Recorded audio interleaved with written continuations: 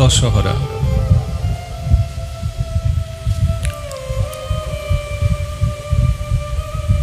আজকের এই তিথিতে তিন তত্ত্বের আবির্ভাব। গঙ্গা দশহরার মানেই হলো আজ জ্যৈষ্ঠ শুক্ল দশমী তিথি। আজকের এই তিথিতে বৈকুণ্ঠের থেকে ভগবতী মাতা গঙ্গা মৃত্যুলোকে অবতীর্ণ হয়েছিলেন এবং এই আজকের তিথিতেই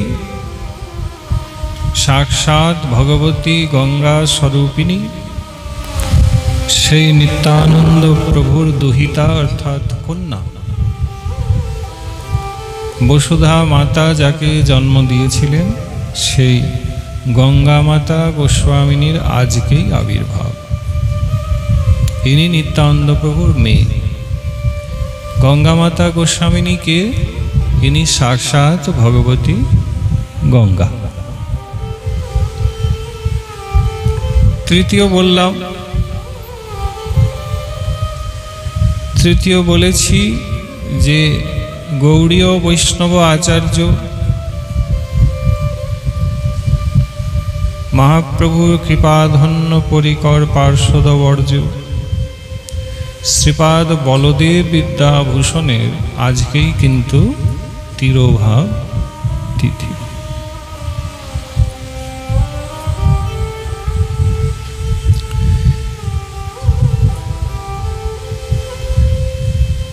ভগবতী গঙ্গার আজকে জগতে নেমে আসা। কোথায় ছিলেন নেমে আসার পূর্বে এই গঙ্গা? প্রথম প্রশ্ন এটা আমাদের মনে আসে। অনেকেরই অজানা এই গঙ্গার প্রথম উৎপত্তির রহস্যটি অনেকেই জানেন না। পুরাণে লেখা আছে, একদিনের কথা বেদব্যাস বলছেন, কৈলাসে মহাদেব পঞ্চমুখে প্রভুর নাম সংকীর্তন করেন। মহাদেব প্রভুর নাম সংকীর্তনের ইচ্ছা লয়ে যখন সেদিনে হরিনাম সংকীর্তন কৈলাসে আরম্ভ করলেন, তখন পুত্রদ্বয় গণেশ মৃদঙ্গ বাজায়, কার্তিক করতাল বাজায় এবং মহাদেবকে নাম সংকীর্তনে দেবী পার্বতী সাহায্য করেন। সেই সংকীর্তনের আনন্দ, হরিনামের আনন্দে সকল কৈলাস মুখরিত হয়ে গেল। সেই নাম রস কৈলাস থেকে ছড়িয়ে ভক্ত বৈষ্ণব চূড়ামণি শ্রী নারদজির কর্ণে এসে পৌঁছল। যদৃচ্ছাক্রমে নারদজি কৈলাসে নাম সংকীর্তনের আকর্ষণে যদি এসে উপস্থিত হলেন, দেখছেন কাহারও বাহ্যিক আবেশ নেই, সকলেই নাম প্রেমে পাগল হয়ে সংকীর্তনে মেতে আছে।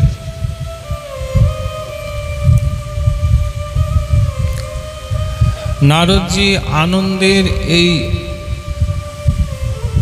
বন্যা বয়ে যাচ্ছে দেখে তিনি মনে করলেন, আমি বা বাকি থাকবো কেন? নারদজিও কৈলাসে নাম সংকীর্তনে মেতে উঠলেন। কিছুক্ষণ পরে নারদজিরও আবেশ হয়ে গেল। এই হরিনাম করলে হরিনামে আবেশ আসে। মহাপ্রভু বলেছেন, যেই হরিনাম জপে তার হরিনামে আবেশ হয়। একে সাত্ত্বিক বিকার বলা হয়। নাম করলে নাম ভগবান কৃপা করেন। প্রথম কৃপা সংসার বলিয়ে দিবেন নাম।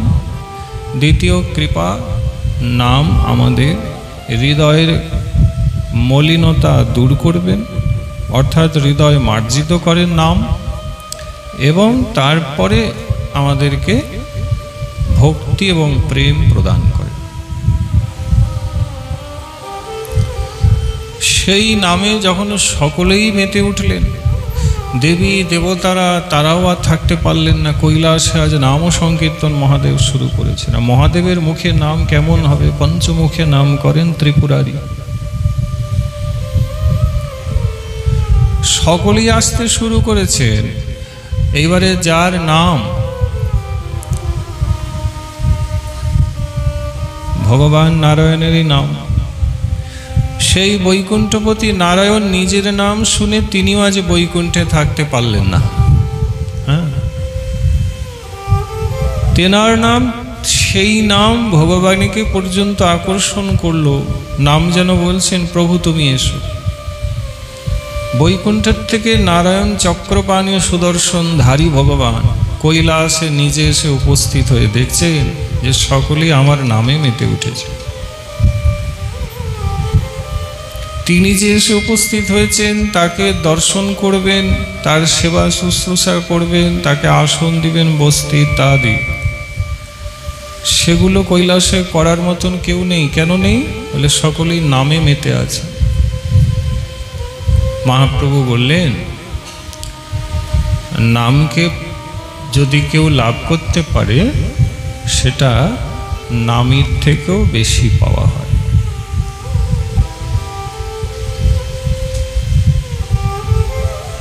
নাম বলতে কৃষ্ণ নাম, নামী বলতে ভগবান কৃষ্ণ। অর্থাৎ ভগবান কৃষ্ণকে পাওয়ার থেকেও তুমি জানবে তার নাম পাওয়া মানে বেশি পাওয়া হয়। সব শাস্ত্রে বলা আছে। ঠিক পারলে এই জিহ্বায় ভগবানের নামটা সব সময়ের জন্য জপ অথবা কীর্তন করবে। কৃষ্ণের থেকেও কৃষ্ণ নামের মহিমা তুমি জানবে অনেক গুণ বেশি। কাজেই ওরা যখন কৃষ্ণ নামে মেতে উঠেছে, বেশি পেয়েছে, তাহলে অল্প নারায়ণকে দেখে তাদের আর কোনো কাজ নেই।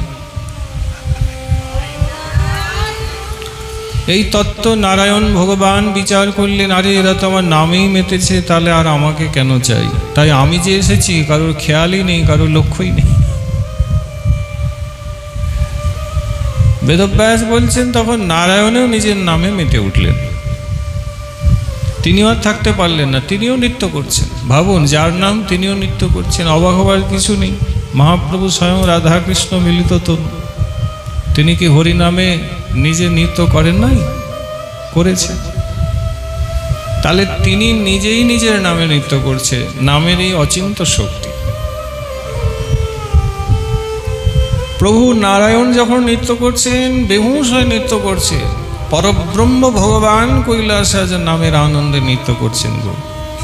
ঠিক ওই সময় সত্যলোকবাসী ব্রহ্মা এসে দেখে অবাক, দেখছেন হায়, জগদীশ্বর জগদীশ জগন্নাথ পরব্রহ্ম নারায়ণ ভগবান নিজের নামে নৃত্য করছে। তো অদ্ভুত কাণ্ড, অদ্ভুত ব্যাপার। ব্রহ্মা বলছেন, এতাদৃশ প্রভুর নৃত্য এর পূর্বে আমি কোনোদিন দেখি নাই। খুব মন দিয়ে শুনবেন। আমরা শ্রবণ করছি গঙ্গার উৎপত্তি।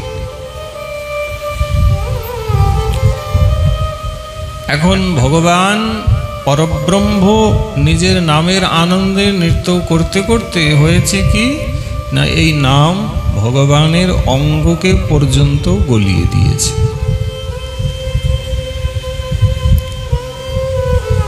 শাস্ত্রকার গোস্বামীপাদ বলছেন, ভগবানের অঙ্গ কি গলতে পারে?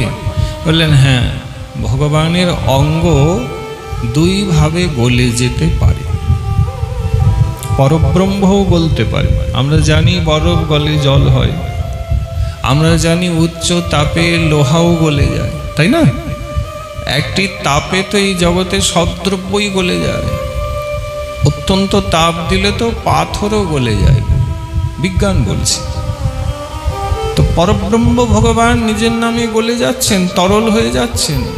বলে, হ্যাঁ, দুই তত্ত্বে হন। কোন দুই তত্ত্ব? প্রথম তত্ত্ব হচ্ছেন, যদি নাম প্রেমের বন্যা বয়ে যায়, সেই নাম ও প্রেমের বন্যায় প্রভুর অঙ্গও গলে যায়। আর দ্বিতীয় তত্ত্ব যাতে প্রভুর অঙ্গ গলে, সেটি হচ্ছে যদি রাধা প্রেমের বন্যা বয়ে যায়, শ্রীমতী রাধারানীর প্রেমে ভগবানের অঙ্গ গলে যায়। এখন কেউ যদি হরে কৃষ্ণ বলেন তো হরে শব্দে রাধারানীকেই বোঝায়। এই হরে কৃষ্ণ মহামন্ত্র মানে রাধা কৃষ্ণ, এই নাম সংকীর্তনে ভগবানের অঙ্গ গলে তরল হয়ে প্রবাহিত হচ্ছে। ব্রহ্মদেবের নজরে পড়ল, তিনি দেখলেন প্রভুর তো হুঁশ নেই, আনন্দে মেতে আছে। তা প্রভুর অঙ্গ যদি গলে পড়ছে মানে পরব্রহ্মের অঙ্গের প্রকাশ, তাহলে আমার তো হাতে কমণ্ডলু আছে, তাহলে ওতে ওই পরব্রহ্মের গলে যাওয়া তরল অংশটি আমি ধরে রাখি। ব্রহ্মা কি করলেন, তার কমণ্ডলুতে ভগবান আনন্দে গলে গিয়েছেন সেই অংশটি তুলে ধরলেন। এদিকে প্রভুর নিত্য সমাপ্তি, প্রভুর অঙ্গের থেকে কিছু ব্রহ্মদেব নিয়ে গেছে, নামের আনন্দে তেনার মনেও নাই। ব্রহ্মদেব সত্যলোকে যথারীতি সেই অঙ্গের অংশটিকে কলসে ধারণ করে চলে এলেন। এদিকে সত্যযুগের আরম্ভে আমরা কি পাই মা, ওই যে মহারাজ বলি, বিরোচন পুত্র মহারাজ বলি, ভক্ত চূড়ামণি প্রহ্লাদের নাতি মহারাজ বলি, গুরু শুক্রাচার্যের আদেশ প্রত্যাদেশ মতন যজ্ঞানুষ্ঠান করছিলেন। শতযজ্ঞের সংকল্প করেছেন, 99টি যজ্ঞ সম্পাদিত হয়েছেন। ঠিক ওই সময় ভগবান বামন রূপ ধারণ করে বলির কাছে এসে উপস্থিত হলেন।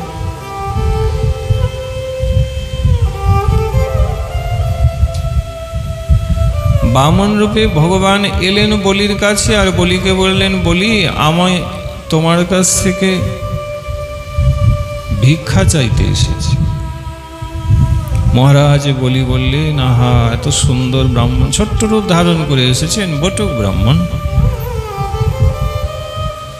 বললে, ভিক্ষা নিবেন বিপ্রদেব? নিশ্চয়ই দেব। কি চান? বললে, বেশি কিছু চাই না, আমার ছোট শরীর ত্রিপাদ ভূমি দিলেই হবে।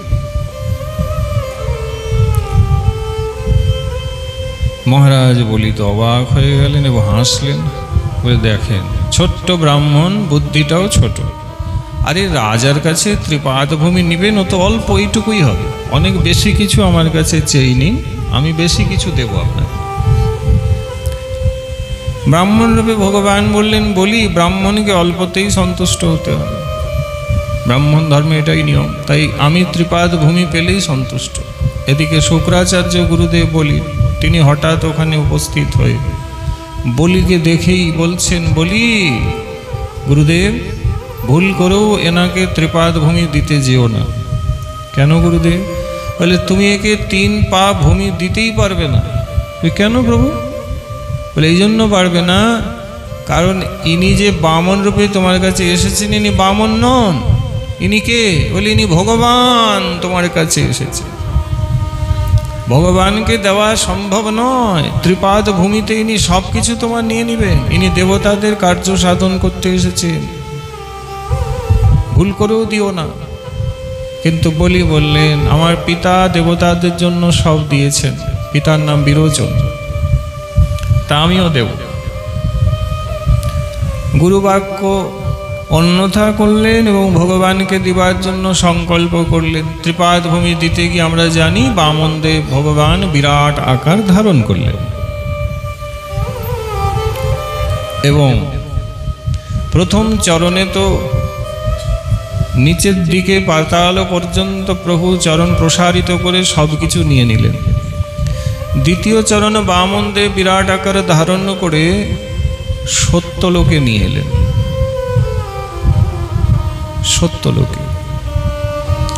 সত্যলোকে যখন মা বামন দেবের চরণে পৌঁছেছে, সত্যলোকে ছিলেন ব্রহ্মা। ব্রহ্মদেব দেখলেন প্রভুর অহৈতুকী কৃপা, আজকে প্রভু নিজের চরণ আমার সম্মুখে দাঁড় করিয়েছে। ব্রহ্মা আসনে বসে দেখছেন ভগবানের চরণ, মনে করে ভাবলেন যে এই চরণের সেবা করব। প্রভুর চরণের সেবা কি না, চরণ ধৌত করে দেওয়াটাই সেবা। এখন কি দিয়ে ধোবো? বাবা, গঙ্গা পুজো যেমন গঙ্গা জলে হয়, কি গো?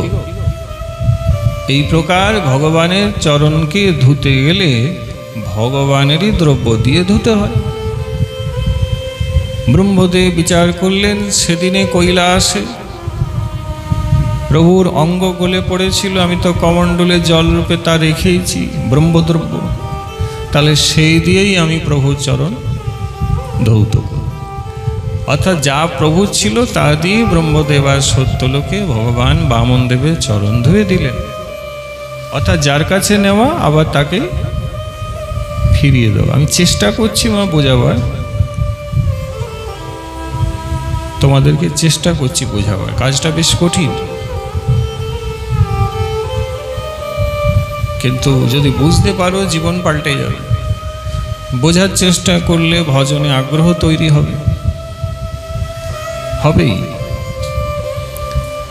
সাধন ভজন করতে ইচ্ছে করবে, সত্যি করবে, কারণ আমরা তো জানি না। এই জন্য সাধু সঙ্গের প্রয়োজন, এই জন্যই হরিকথার ব্যবস্থা সকলের গৃহে গৃহে করার দরকার। কেন? দেখেন এখানে ব্যবস্থা হয়েছেন হরিকথার, তার ফলে কি হলো? আগত দণ্ড মহোৎসবের রহস্য আমরা 2 দিন শ্রবণ করলাম। আর আজকে যেহেতু গঙ্গা দশহরা, তাহলে গঙ্গার মহিমা আমরা শ্রবণ করছি। এবারে বলুন দেখি মা, যদি না ভগবানের কৃপা হতো তাহলে এগুলো কি জানা যেত? যেত না। আর এগুলো জানতে, বুঝতে, রহস্যে উদ্ঘাটন করতে এবং বিশেষ এই সমস্তের মাধ্যমে ভগবানের কৃপা লাভ করতে গেলে আমাদের মহৎকে ঘরে না ডাকলে কোনো উপায় নেই। আর এই মহৎ হচ্ছেন আপনারা। কারণ এই যাদের কপালটা স্থির আছে, মানে এরম এরম যারা করছেন না আর কি, তাদের কপালেই হরিকথা লেখা থাকে। তা আমরা যখন তোমার দিকে তাকাচ্ছি, তোমার কপাল স্থির আছে, তার লেখাটা পড়ে দিয়ে বলছি, ব্যাস এই আসন থেকে এটুকুই করতে হয়, আলাদা কিছু করার দরকার না। তবে হ্যাঁ, যাদের এরকম এরকম হচ্ছে সেখানে কপালের লেখা পড়ার কোনো উপায় নেই, তাই না? তো এইটা একটা সমস্যা। এই যে কে এলো একটু উঁকি দিলে আবার এই করছো সেই করছো, এতে কি হবে? যাদের নেত্র খুব নড়াচড়া করে তুমি জানবে তাদের মনটাও বড় অস্থির হয়ে পড়ে। হরিকথা শুনলে ঘাড় সোজা করে বসবে, ঘাড় পর্যন্ত নড়াচড়া করবে না। তাহলে কি হবে বললে, হরিকথা মনের ভিতরে গাঁথা হবে। আমরা যদি এরম এরম করতেই থাকছি তাহলে কি হবে? এই কথাগুলি দেখবে কিচ্ছু মনে থাকবে না, সব ভুলে যাবে। নেত্র স্থির না হলে মন স্থির হয় না। আমাদের মুশকিল, নেত্র স্থির হয় না, এইভাবে বসতে হয়, কিন্তু পারি না। বহু জন্মের দোষ, তাই পারি না। একটু স্থির হয়ে বসুন, এরম এরম করবেন না। ব্রহ্মদেব সেদিনের নাম সংকীর্তনে ভগবানের গলে যাওয়া ব্রহ্মদ্রব্যের থেকেই আজ বামনদেবের চরণকে ধুয়ে দিলেন। যেই সত্যলোকে ধুয়ে দিলেন, চরণ ধৌত সেই ব্রহ্মদ্রব্যই সত্যলোকে জলরূপে প্রবাহিত হতে শুরু করল। সত্যলোকে ব্রহ্মা থাকেন, সত্যলোকে জলরূপে প্রবাহিত হচ্ছেন, এবং সেটি ওই ওপরের দিকে দেবলোক পর্যন্ত সেই ব্রহ্মদ্রব্য প্রবাহিত হচ্ছে। আর এই ব্রহ্মদ্রব্যই হচ্ছেন ভগবানের অঙ্গের থেকে প্রকাশ, যা তাই হচ্ছেন ওই সত্যলোকের গঙ্গা। এই জন্য গঙ্গার প্রথম এবং আদি নামটি জেনে নাও, ব্রহ্মদ্রব্য। গঙ্গার সহস্র নামের মধ্যে প্রথম নামটি হচ্ছে ব্রহ্মদ্রব্য। কেন ব্রহ্মদ্রব্য বোঝা গেল? ভগবানের গলিত অংশটাই হচ্ছেন গঙ্গা। আর এই গঙ্গা হচ্ছে প্রথম নাম। ব্রহ্মদ্রব্যের পরে একে গঙ্গা বলা হয়। সত্যলোকে বইছেন, দেবলোকে বইছেন। গঙ্গা কেন বলা হয়? বলে যে বলছেন গলে গেছেন গোবিন্দ, তারই নাম গঙ্গা। যে গোবিন্দ নিজের নামে গলে গেলেন, তার থেকে উৎপন্ন হয়েছে গঙ্গা। এটা জানতে আগে জানতে না, তাই শুনতে থাকো, অনেক কিছু জানতে পারবে। গঙ্গার নাম এভাবেই হয়েছে, গলে যাওয়া গোবিন্দ গঙ্গা। কিন্তু সত্যলোকে বলছেন, দেবলোকেও গঙ্গার প্রকাশ হয়ে গেল, ভগবানকে স্নান ওই চরণ ধৌত করলেন সেই গঙ্গা।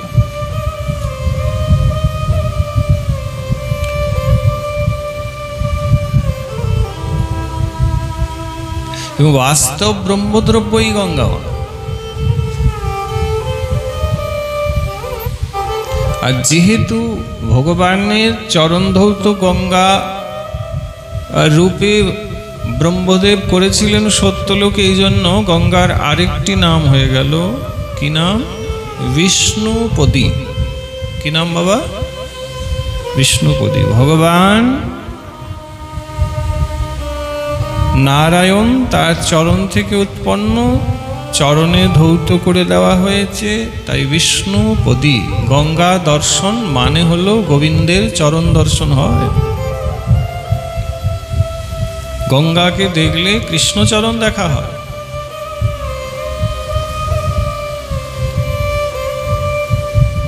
অবশ্য এক পর্যন্ত আমরা যা শ্রবণ করছি এখন, এই সকল কথা স্বয়ং ভগবান কলিপাবন অবতার মহাপ্রভু তাঁর নবদ্বীপ লীলায় শ্রী চৈতন্য ভাগবতে যখন তিনি বেদব্যাস বলছেন, সঞ্জয় মুকুন্দের টোলে ছাত্রদেরকে পড়াশোনা করাতেন, শাস্ত্র পড়াতেন মহাপ্রভু, তখন তিনি অধ্যাপক।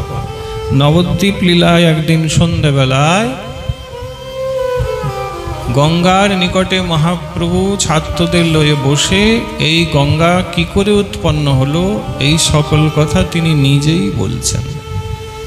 তিনি যা সেদিনে বলেছিলেন, শাস্ত্রে যা পাই তারই উচ্ছিষ্ট অধরামৃত আমরা কিঞ্চিত শ্রবণ করছি। এখানে আমার বলার কিছু নেই, উনি যা বলেছেন তাই শুনছি। ছাত্রদের বললেন, এই প্রকার ব্রহ্মদেব চরণ ধৌত করলেন, সত্যলোকে গঙ্গা ব্রহ্মদ্রব্য রূপে প্রবাহিত হতে শুরু করল। এরপরে সত্যযুগের আরম্ভ। সত্যযুগের যখন আরম্ভ হলো মা, তা আমরা পাই বিশেষ রাজা হয়েছিলেন, নাম ছিল হরিশ্চন্দ্র। অনেক কীর্তন হয় রাজা হরিশ্চন্দ্র, আপনারা শুনেছেন। এই রাজা হরিশ্চন্দ্র সূর্যবংশীয় ছিলেন। রাজা হরিশ্চন্দ্রের পরে তার পুত্র হয়, নাম হয় রোহিতাশ্চ। রোহিতাশ্চের ছেলের নাম হয় বাহুক। এরা সব সূর্যবংশীয় রাজা ছিলেন, যে বংশে প্রভু রামচন্দ্রের আসন। এই বাহুক হন, ইনি বিয়ে করেন রাজা বাহুক। এনার যে রানী ছিল, তিনি যথা সময় গর্ভে রাজা বাহুকের সন্তানকে ধারণ করলেন। সন্তান যখন মায়ের পেটে ছিল, তখন রাজা বাহুকের অন্যান্য রানীরা শ্রুতিকা গৃহে এসে ছলে এবং বলে রানীকে বিষ খাইয়ে দিলেন।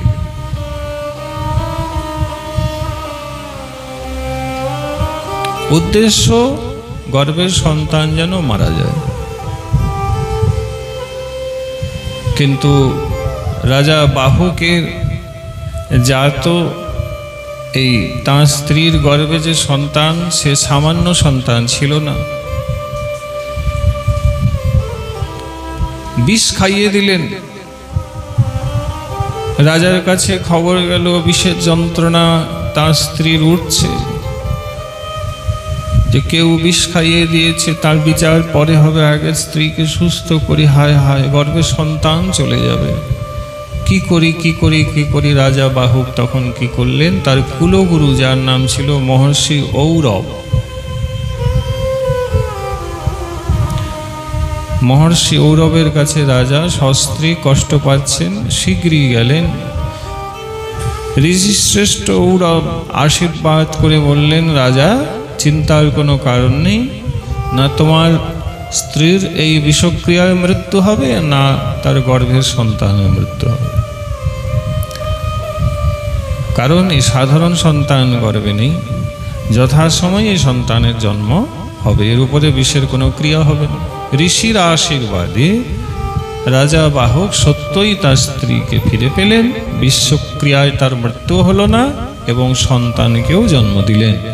এই বাহক সূর্যবংশীয় রাজা এর যে সন্তান হয়েছিল তার নামই ছিল সগর। কি নাম ছিল? সগর। সগর নামটি তোমরা সবাই শুনেছ, সগর রাজা, সগর রাজা। এই সগর নামটি কিন্তু ঋষি ঔরবজি দিয়েছেন। গড় মানে হয় বিষ, গড় মানে ওই যে বাঘেস্ত্রীরা বিষ খাইয়েছিলেন। স মানে সঙ্গে, অর্থাৎ যে সন্তান বিষের পাত্র এবং বিষ লয়ে জন্মগ্রহণ করেছেন তারই নাম হবে সগর। এই জন্য এনার নাম সগর। ইনি বিষের পাত্র নিয়ে জন্ম নিয়েছেন, মানে যে বিষটা খাওয়ানো হয়েছিল সেই বিষের পাত্র নিয়ে জন্ম নিলেন, কারণ ইনি কোনো সাধারণ ব্যক্তি ছিলেন না। ভগবত ইচ্ছাতে গুরু কৃপাতে না রক্ষা হয়। এই সগর রাজা ইনি জন্মগ্রহণ করেন। ইনি পরবর্তীতে সূর্যবংশের রাজা হন। এনার দুই স্ত্রীর নাম পাওয়া যায়। বড় স্ত্রীর নাম পাওয়া যায় কেশনী, আরেক স্ত্রীর নাম পাওয়া যায় সুমতি।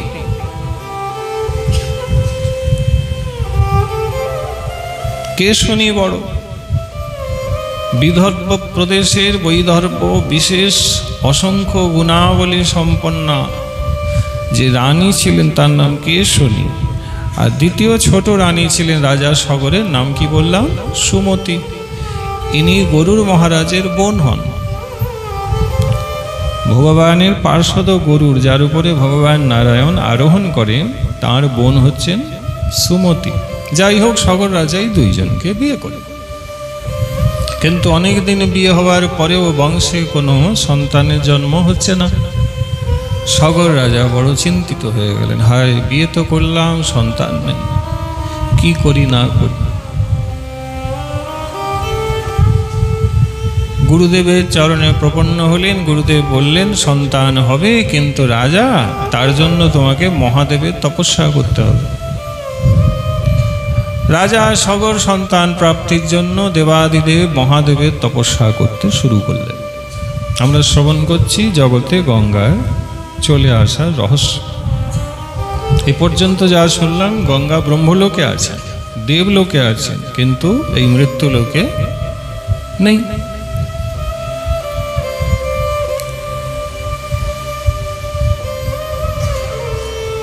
সগর রাজার সস্ত্রীক পুরাণে লেখা আছে, মা ভাগবতেও লেখা আছে যে মহাদেবের তপস্যা করলেন। বহু বহু বৎসর মহাদেবের তপস্যা করলেন। আশুতোষ অল্পতে সন্তুষ্ট হন, তপস্যায় প্রীত প্রসন্ন হয়ে মহাদেব দর্শন দিলেন। বলিয়ে দেবাদিদেব মহাদেব ভগবান কি, বলিয়ে আশুতোষ ভগবান কি, বলিয়ে শম্ভুনাথ মহাদেব ভগবান কি। মহাদেব দর্শন দিলেন। প্রসন্ন বদনে মহাদেব বলছেন, রাজা তুমি আমার তপস্যা করেছো, আমি প্রসন্ন, বলো কি চাই। সগর রাজার কথা তো ওটাই ছিল, প্রভু আর কিছু চাই না, বংশের প্রদীপ নাই। ও সন্তান চাইছে? বলে হ্যাঁ সন্তান চাই। বেশ, আশীর্বাদ করছি রাজা, তোমার সন্তান হবে। দুই রানী প্রণাম করলেন মহাদেবকে। মহাদেব দুই রানীর দিকে তাকালেন, হেসে বললেন, শোনো, তোমরা দুইজন এসেছো, তপস্যা করেছো। আমি বলি, বড় হচ্ছে কেশনী, ছোট হচ্ছে সুমতি। মহাদেব বলে উঠলেন, বলে আমি বর দিচ্ছি, এক রানীর একটি সন্তান হবে, আর এক রানীর 60,000 সন্তান হবে। প্রেম সে বলি।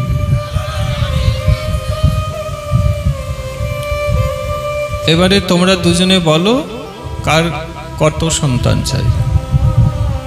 কে একটি চাও আর কে 60,000 চাও। একটি সন্তান যার হবে সেও বীর পরাক্রমী হবে, আর যার 60,000 সন্তান হবে সেও মহাবীর এবং পরাক্রমী হবে। এই কথা শুনে ছোট রানী সুমতি, গরুড়ের বোন, আগেই বললেন হাত জোড়ো করে, প্রভু আমাকে কৃপা করুন, আমার যেন বীর 60,000 সন্তান। সগর রাজা শুনছেন, মহাদেব হেসে বললেন, তথাস্তু, তাই হবে রানী, তোমার 60,000 পরাক্রমী সন্তান। কে শুনি চুপ। বড় রানী তিনি হাত জোড়ে করে বললেন, মহাদেব সে তো 60,000 সন্তানের আশীর্বাদ পেল, আসলে আমার 60,000 সন্তানের প্রয়োজন নেই। কেন দেবী, কেন? বলে, আমি 60,000 নিয়ে কি করব বলুন?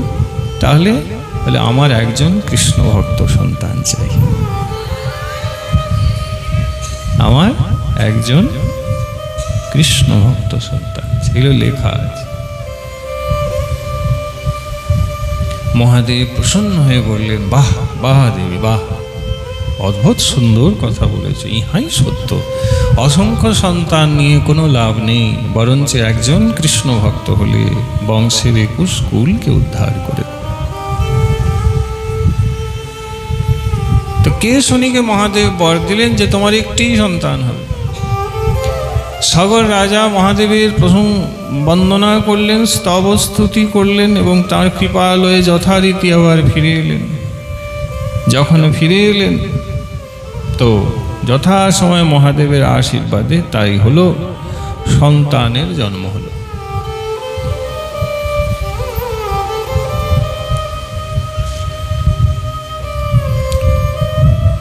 বড় রানী কেশনী একজন সন্তানকেই জন্ম দিলেন, তার নাম রাখা হলো অসমঞ্জস। কি নাম? অসমঞ্জস। এই অসমঞ্জস কথার অর্থটাও জেনে নাও। এরকম নাম কেন অসমঞ্জস? মানে যে জীবনে ঠিক করতে পারছে না যে কি করব আর কি করব না, অর্থাৎ যার জীবনে সিদ্ধান্তগুলি বেশ দ্বিধাগ্রস্ত অবস্থায় রয়েছে, তাকেই এক কথায় বলা হয় অসমঞ্জস জন্ম হয়েছে। আর ছোট রানী সুমতি গ্রন্থে লেখা আছে 60,000 সন্তানকে গর্ভের থেকে জন্ম দেয়নি, তাহলে একটা মাংসপিণ্ড তার গর্ভের থেকে জন্ম হয়েছে। মাংসপিণ্ড, সন্তানের জন্ম হয়নি। তা দেখে সগর রাজা বড় দুঃখী হলেন। সুমতি বিচার করছেন, মহাদেব বর দিলেন 60,000 সন্তান আমার হবে, কি এ তো একটা মাংসপিণ্ড। সবাই মিলে বিচার করলেন, যাই হোক সন্তান তো হয়নি, মাংসপিণ্ড রেখে কি করব, একে বরঞ্চ মাটি চাপা দিয়ে দিই। মহাদেবের বর মিথ্যে হয়ে গেল, কিন্তু তা তো হতে পারে না, এর রহস্য আছে। সেই মাংসপিণ্ড এই প্রকার হলে মহাদেব আকাশবাণী করে বললেন, শোনো, আমার বর মিথ্যে হবে না, 60,000 সন্তান চেয়েছো, ওই মাংসপিণ্ডের থেকেই হবে। কি করে হবে? মহাদেব বললেন, ওই মাংসপিণ্ডকে 60,000 টুকরো করে দিয়ে বিশেষ ঔষধির দ্বারা যদি একটা সময় পর্যন্ত রাখা হয়, তাহলে ওর থেকেই 60,000 সন্তান শিশুরূপে প্রকট হয়ে যাবে। ভাবুন একবার, যারা একটু পড়াশোনা করেন তাদের জন্য বলছি, এই কথা মহাদেব যে সত্য যুগে সুমতিকে বলেছিলেন, সগরকে বলেছিলেন বাবা, সেটা বর্তমানে বিজ্ঞানে হচ্ছে কি না বলুন? আরে হ্যাঁ কি না বলুন না। এখন হচ্ছে, মা যাদের মায়েদের সন্তান, ওরা ওই প্রকার ডাক্তার ব্যবস্থা করে দেয়, ওই বিজ্ঞানভাবে ওই কোষকে রেখে দেওয়া হয়। কেমন নানান ক্রিয়া প্রক্রিয়ার মাধ্যমে দেখা যায় সন্তান জন্ম হয়ে যায়। অর্থাৎ গর্ভে সন্তানকে না নিলেও সেই মাতা পিতার অংশজাত সন্তান ডাক্তারের সেই ল্যাবে তৈরি হয়ে যাচ্ছে, হচ্ছে কি না? তো বিজ্ঞান যেটা আজকে করছে, মা আমাদের শাস্ত্র বলছেন, সেদিনে মহাদেব ওই মাংসপিণ্ড দিয়ে বলেছিলেন এর দ্বারাই 60,000 সন্তানের জন্ম হবে, এবং তা হলো। সুমতি এই প্রকারে মহাপরাক্রমী 60,000 সন্তানকে লাভ করলেন। এদিকে অসমঞ্জস বড় হচ্ছে, ওদিকে 60,000 তার ভাই তারাও বড় হয়েছে, কিশোর বয়স হয়ে গেল, সুখের সংসার, সকল রাজা সবই ঠিকঠাক চলছে, সত্য যুগের কথা। কিন্তু যত বড় হয় অসমঞ্জস, মানে কেশনির ছেলে, তত তার পাগলামি দিনে দিনে বেড়ে যায়।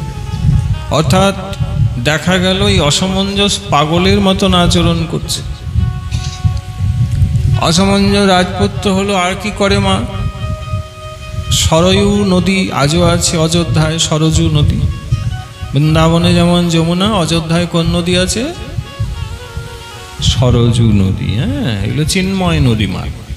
তো সেই সরযূ নদীতে শিশু বালকরা যখন স্নান করে অসমঞ্জস পাগলের মতন হয়ে আছে, করে কি?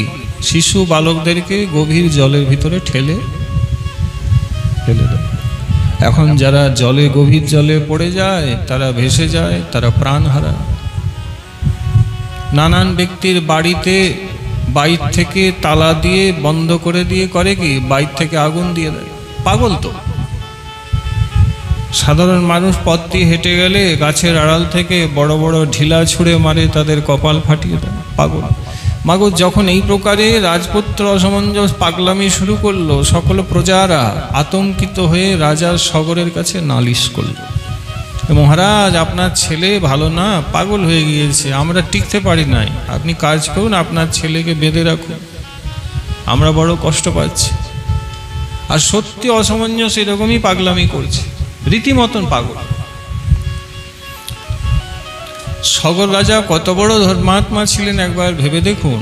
প্রজার এই প্রকার কষ্ট দুঃখ দেখে সগর রাজা নিজের পুত্র অসমঞ্জসকে, একমাত্র পুত্র মাগু, তাকে বললেন, তুই যেহেতু পাগল হয়ে গিয়েছিস, তোকে আর রাজ্যে রেখে লাভ নাই, তোকে আজ থেকে আমি ত্যাগ করলাম, তুই আমার রাজ্য ছেড়ে বেরিয়ে যা।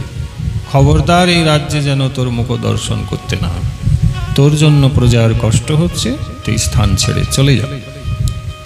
দেখেন, প্রজা পালনের জন্য রাজার সগর বদ্ধ পাগল নিজের একমাত্র সন্তান অসমঞ্জসকে পর্যন্ত রাজ্য ত্যাগ করালে। আমাদের দেশে ধর্মটা আগে খুব বেশি ছিল, অধর্মের জায়গা ছিল না। এখন আপনার প্রশ্ন, এখানে গোস্বামীপাদের টিকা আছে, ভাগবত রস আস্বাদন করতে গেলে কেবল পুরাণ বচন শুনলে হবে না, ভাগবতের রসাস্বাদন করতে গেলে আমাদের একটু গোস্বামী শাস্ত্র পড়তে হবে, অথবা যারা পড়াশোনা গোস্বামী শাস্ত্র করেন একমাত্র তাদের মুখ দিয়েই আমাদের হরি কথা শুনতে হবে। প্রশ্নটা এখানে কি, যে অসমঞ্জস এই প্রকার কেন করছে? কিন্তু মহাদেবের বরদা পুত্র, কি গো মা, উনি পাগল কেন হয়ে গেলেন? এর উত্তর গোস্বামীপাদ দিয়েছেন, ষড় গোস্বামীপাদ। এখানে গোস্বামীপাদ বলতে কারা জানো? ওই জয়রূপ, সনাতন ভট্ট, রঘুনাথ, শ্রীজীব গোপাল ভট্ট, দাস রঘুনাথ, এনারা আমাদের গোস্বামীপাদ। এনারা সকল শাস্ত্রের নির্যাস তাদের গ্রন্থে লিখে দিয়ে আমাদেরকে গ্রন্থের আস্বাদনের রসটা প্রদান করেছে, নচেত কোনো রসই তুমি পাবে না।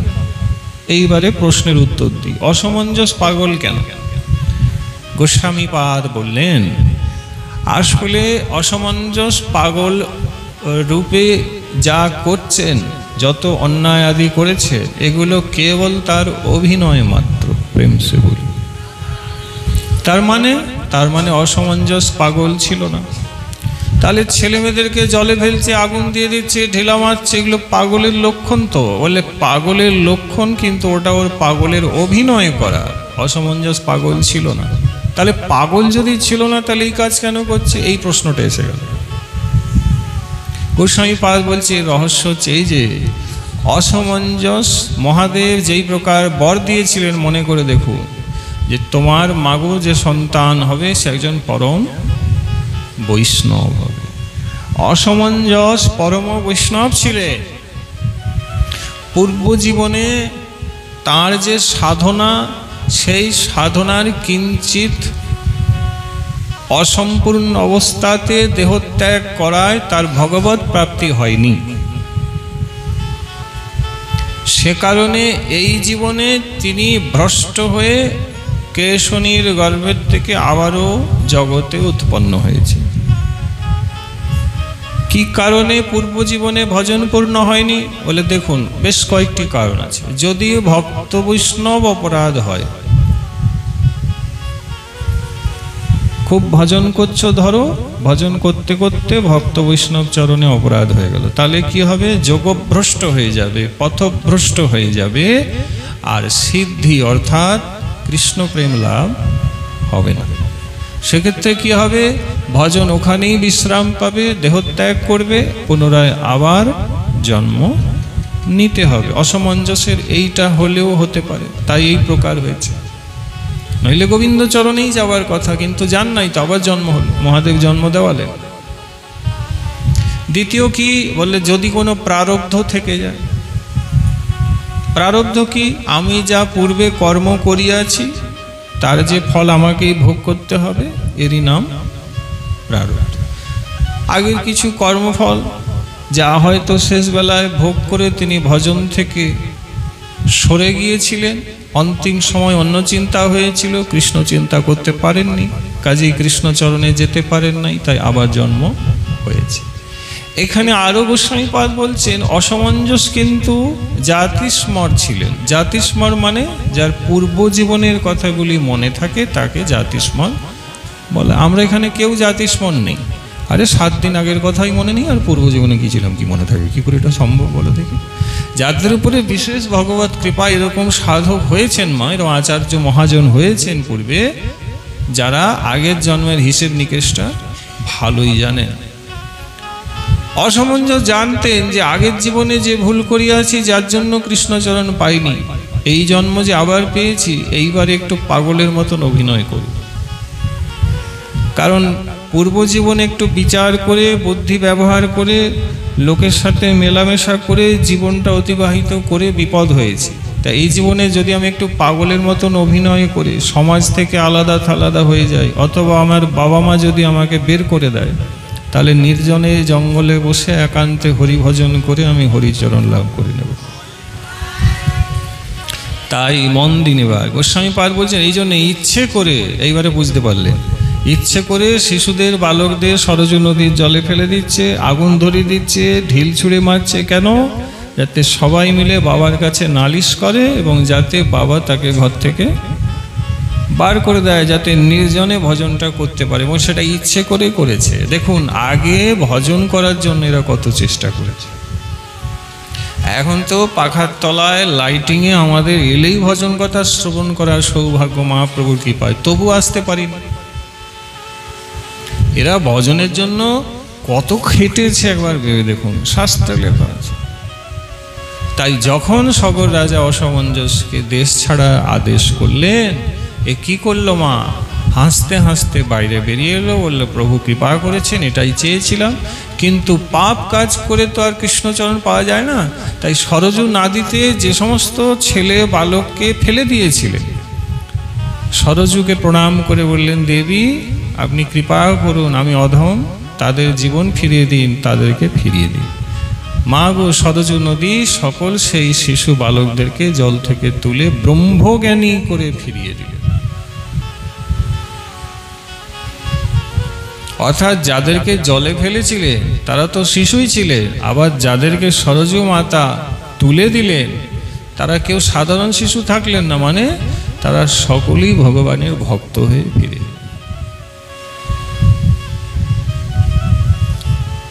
যাদের ঘর আগুন লেগেছিল তাদের ঘর সারিয়ে দিলেন, অলৌকিক কৃপা। অর্থাৎ সব কিছু আগের মতন করে দিয়ে, সবকে সুন্দর করে দিয়ে, আরো বিশেষ কৃপা দান করে অসমঞ্জসজি মহারাজ সব দিনের জন্য রাজ্য ছেড়ে চলে গেল। এদিকে সগর রাজার কানে গেল, হায় সর্বনাশ। প্রজারা বললেন, মহারাজ ভুল সিদ্ধান্ত করেছেন, অসমঞ্জস পাগল ছিল না, পাগল ছিল না, আমাদের সবাই ফিরে এসছে, অলৌকিক লীলা। সগর রাজা বলে, সে কি বলছো? তোমরাই তো বললে সে পাগল। বলে, না না, পাগলের অভিনয় করেছে। হায় হায়, আমার ছেলেকে তো আমি বের করে দিলাম, কোথায় পাবো? রাজা খুঁজলেন চারিদিকে, কিন্তু আর অসমঞ্জসকে খুঁজে পেলেন না। উনি ভজন করতে চলে গেলেন, বলে আগের জীবনের ভুলটা এই জীবনে আমি করবো না। এগুলো শিক্ষা ভাগবতে পায়। ভরতজি মহারাজ যখন হরিণের মায়ায় পড়ে দেহ ছাড়লেন আর হরিণ হয়ে গেলেন, কি গো মা? তো হরিণ হয়ে তিনি বুঝতে পেরেছিলেন যে আমি ভুল করেছি, তাই সেই ভুলটা উনি হরিণ জীবনে শুধরেছেন, মানে বাকি হরিণের সাথে আর মেলামেশা করেন, পরের জীবনটা নষ্ট আর করেননি, শুধরে নিলেন। হরিণ হয়ে করেন কি না, যেখানে সাধু হরিকথা বলেন, গাছের আড়ালে দাঁড়িয়ে হরিকথা শোনেন। সাধুদের প্রসাদ পাওয়া হয়ে গেলে যে পাতাটে পড়ে থাকে উচ্ছিষ্ট, হরিণ রূপে সেই পাতা, শুকনো পাতাকে চেবায়। এই প্রকার তিনি হরিণের জীবনটা খুব সাবধানে অতিবাহিত করলেন, তারপরে আবার মানুষের শরীর পেলেন। তবে ঠিক অসামঞ্জস্যেরই মতন উনি জড়ো হয়ে গেলেন, তাই নাম ধরলেন জড়ো। উনি জড়ো ছিলেন না, কিন্তু উনিও ঠিক এই জিনিসটাই চিন্তা করলেন যে না, একদম জড়ো থড়ো থাকবো যাতে আর ভুল না হয়। যারা ভজন করবেন তাদেরকে একটু সাবধানে চলতে হবে। এই জন্য আমাদের শাস্ত্র সাধুকে সাবধান করেছে, অসাধুকে সাবধান করে। অসাধুকে সাবধান করার দরকারই নেই, সে তো এমনিতেই অসাধু। কিন্তু সাবধান কাকে হতে হবে? যারা মালা ধরেছে, কেমন, যারা ভজন চেষ্টা করছেন, যাদের উপরে গুরু গোবিন্দের কৃপা বা আশীর্বাদ আছে, তাদেরকে সাবধানে চলতে হবে। তাই সাধু সাবধান ফের করো, অসাধুকে সাবধান শাস্ত্র করেননি, আপনাকে আমাকে সাবধান করেছেন। তো ভাগবতে ভরতজিও তাই করলেন, অসামঞ্জস্য চলে গেলেন। রাজা সগর অনেক খুঁজলেন কিন্তু পেলেন না, বড় দুঃখ পেলেন। হায় হায় হায়, সন্তানের মহিমা বুঝতে পারলাম না। আর কি করবেন, খুঁজে তো পাওয়া গেল না। এই প্রকার অসামঞ্জস্যজি কৃষ্ণ সাধনা করে নির্জনে কৃষ্ণচরণ লাভ করলেন। বলিয়ে ভক্তবৎসল ভগবান কি লাভ করলেন। এদিকে তিনি বনে গিয়েছিলেন বটে, কিন্তু বনে যাওয়ার পূর্বে রাজা সগর অসামঞ্জস্যের বিয়ে দিয়ে দিয়েছিলেন। বাড়িতে বৌমা ছিল, এখন বিয়ে যখন দিয়েছেন, ওই অসামঞ্জস্যের স্ত্রী কিন্তু সন্তান সম্ভবা হয়েছিলেন, গর্ভে সন্তান এসে গিয়েছে। এখন পিতা নেই। সগর রাজা দেখলেন আর কি করা যাবে। বৌমা যথা সময় সন্তানকে জন্ম দিলেন, একটি পুত্র সন্তান। এই অসামঞ্জস্যেরই ছেলে, এর নাম ছিল অংশুমান। কি নাম ছিল? অংশুমান। অসামঞ্জস্যের ছেলে, ভাগবতে লেখা আছে অংশুমান। এই অংশুমান দিনে দিনে বড় হয়। ওদিকে সুমতি 60,000 মহাপ্রতাপী ছেলে একদিন সগর রাজাকে বললেন, পিতা আপনি অশ্বমেধ যজ্ঞ অনুষ্ঠান করুন, এবং সারা পৃথিবীতে ধর্ম পালন করতে গেলে বা ধর্মের প্রচার করতে হলে আপনার মতন রাজার প্রয়োজন আছে। আপনি অশ্বমেধ যজ্ঞ করে সারা পৃথিবীকে নিজের আয়ত্তে নিয়ে নিন। 60,000 সন্তানের পরামর্শ মেনে সগর রাজা ঋষিবৃন্দদের পরামর্শ এবং তাদের আনুগত্যে অশ্বমেধ যজ্ঞ আরম্ভ করলেন। অশ্বমেধ যজ্ঞ কি? বলে এই যজ্ঞে একটি ঘোড়াকে ছেড়ে দেওয়া হয়। আগেকার দিনের নিয়মগুলো একটু শুনে না, আমাদের সনাতন ধর্মের নিয়ম অনেকেই জানো না। আগেকার দিনে আমাদের ধর্ম যুদ্ধ করতে শেখায়নি, প্রেম সে বলি। শুনো এবং হৃদয়ে গেঁথে নেওয়ার চেষ্টা করো, পারলে 5 জনকে বলবে, তারাও শিখবে। আগে নিজে শেখো, জানো, এবং পরে 5 জনকে শিখাবে এবং জানাবে। আমাদের হিন্দু ধর্ম, সনাতন ধর্ম হিংসা করতে বা যুদ্ধ করতে শেখায় না। আমাদের নিয়ম কি ছিল? মহাপরাক্রমী যে রাজা হবে, সে ছোটোখাটো রাজা যে অধর্মের পথে চলছেন বা প্রজা পালন ঠিক মতন করতে পারছেন না, তাকে ওই মহাপ্রতাপী রাজার আনুগত্যে থাকার জন্য একটি ঘোড়া ছেড়ে দেওয়া হতো। সেই ঘোড়া, যে রাজার ঘোড়া, তার আনুগত্য স্বীকার করলে, অর্থাৎ রাজার আনুগত্য স্বীকার করা হলো। তা যদি না করে, না মানতে চায়, আর ঘোড়াকে যদি বন্দি করে নেয়, তাহলে পরাক্রমী যে রাজা হবেন তিনি মনে করবেন যে আমার সাথে যুদ্ধ করতে চাইছে। তখন এই রাজা তার সাথে যুদ্ধ করেন, ঘোড়া ছাড়িয়ে নেন, তাকে পরাস্ত করে তার রাজ্যত্ব অধীনে নেন। মোট কথা, আমাদের ধর্মে যুদ্ধ করতে শেখায়নি, আগে মীমাংসা শিখিয়েছে। এই অশ্বমেধ যজ্ঞ সগর রাজা তার 60,000 পুত্র পরাক্রমী, তাদের দিকে তাকিয়ে বললেন করব। ঘোড়া ছেড়ে দিলেন। ঘোড়া চারিদিকে ভ্রমণ করে। সগর রাজার ঘোড়া, তার সঙ্গে কেউ পেরে উঠবে না। বাকি যত ছোটোখাটো যত পৃথিবীর রাজা ছিল, তারা ঘোড়াকে প্রণাম করেছেন এবং সগর রাজার আনুগত্য স্বীকার করে নিয়েছে। সারা পৃথিবীর একছত্র রাজা যখন সগরজি হয়ে যাবেন অবস্থা, হঠাৎ করে সেই ছেড়ে দেওয়া ঘোড়ার উপরে ইন্দ্রের নজর পড়ল। কার নজর?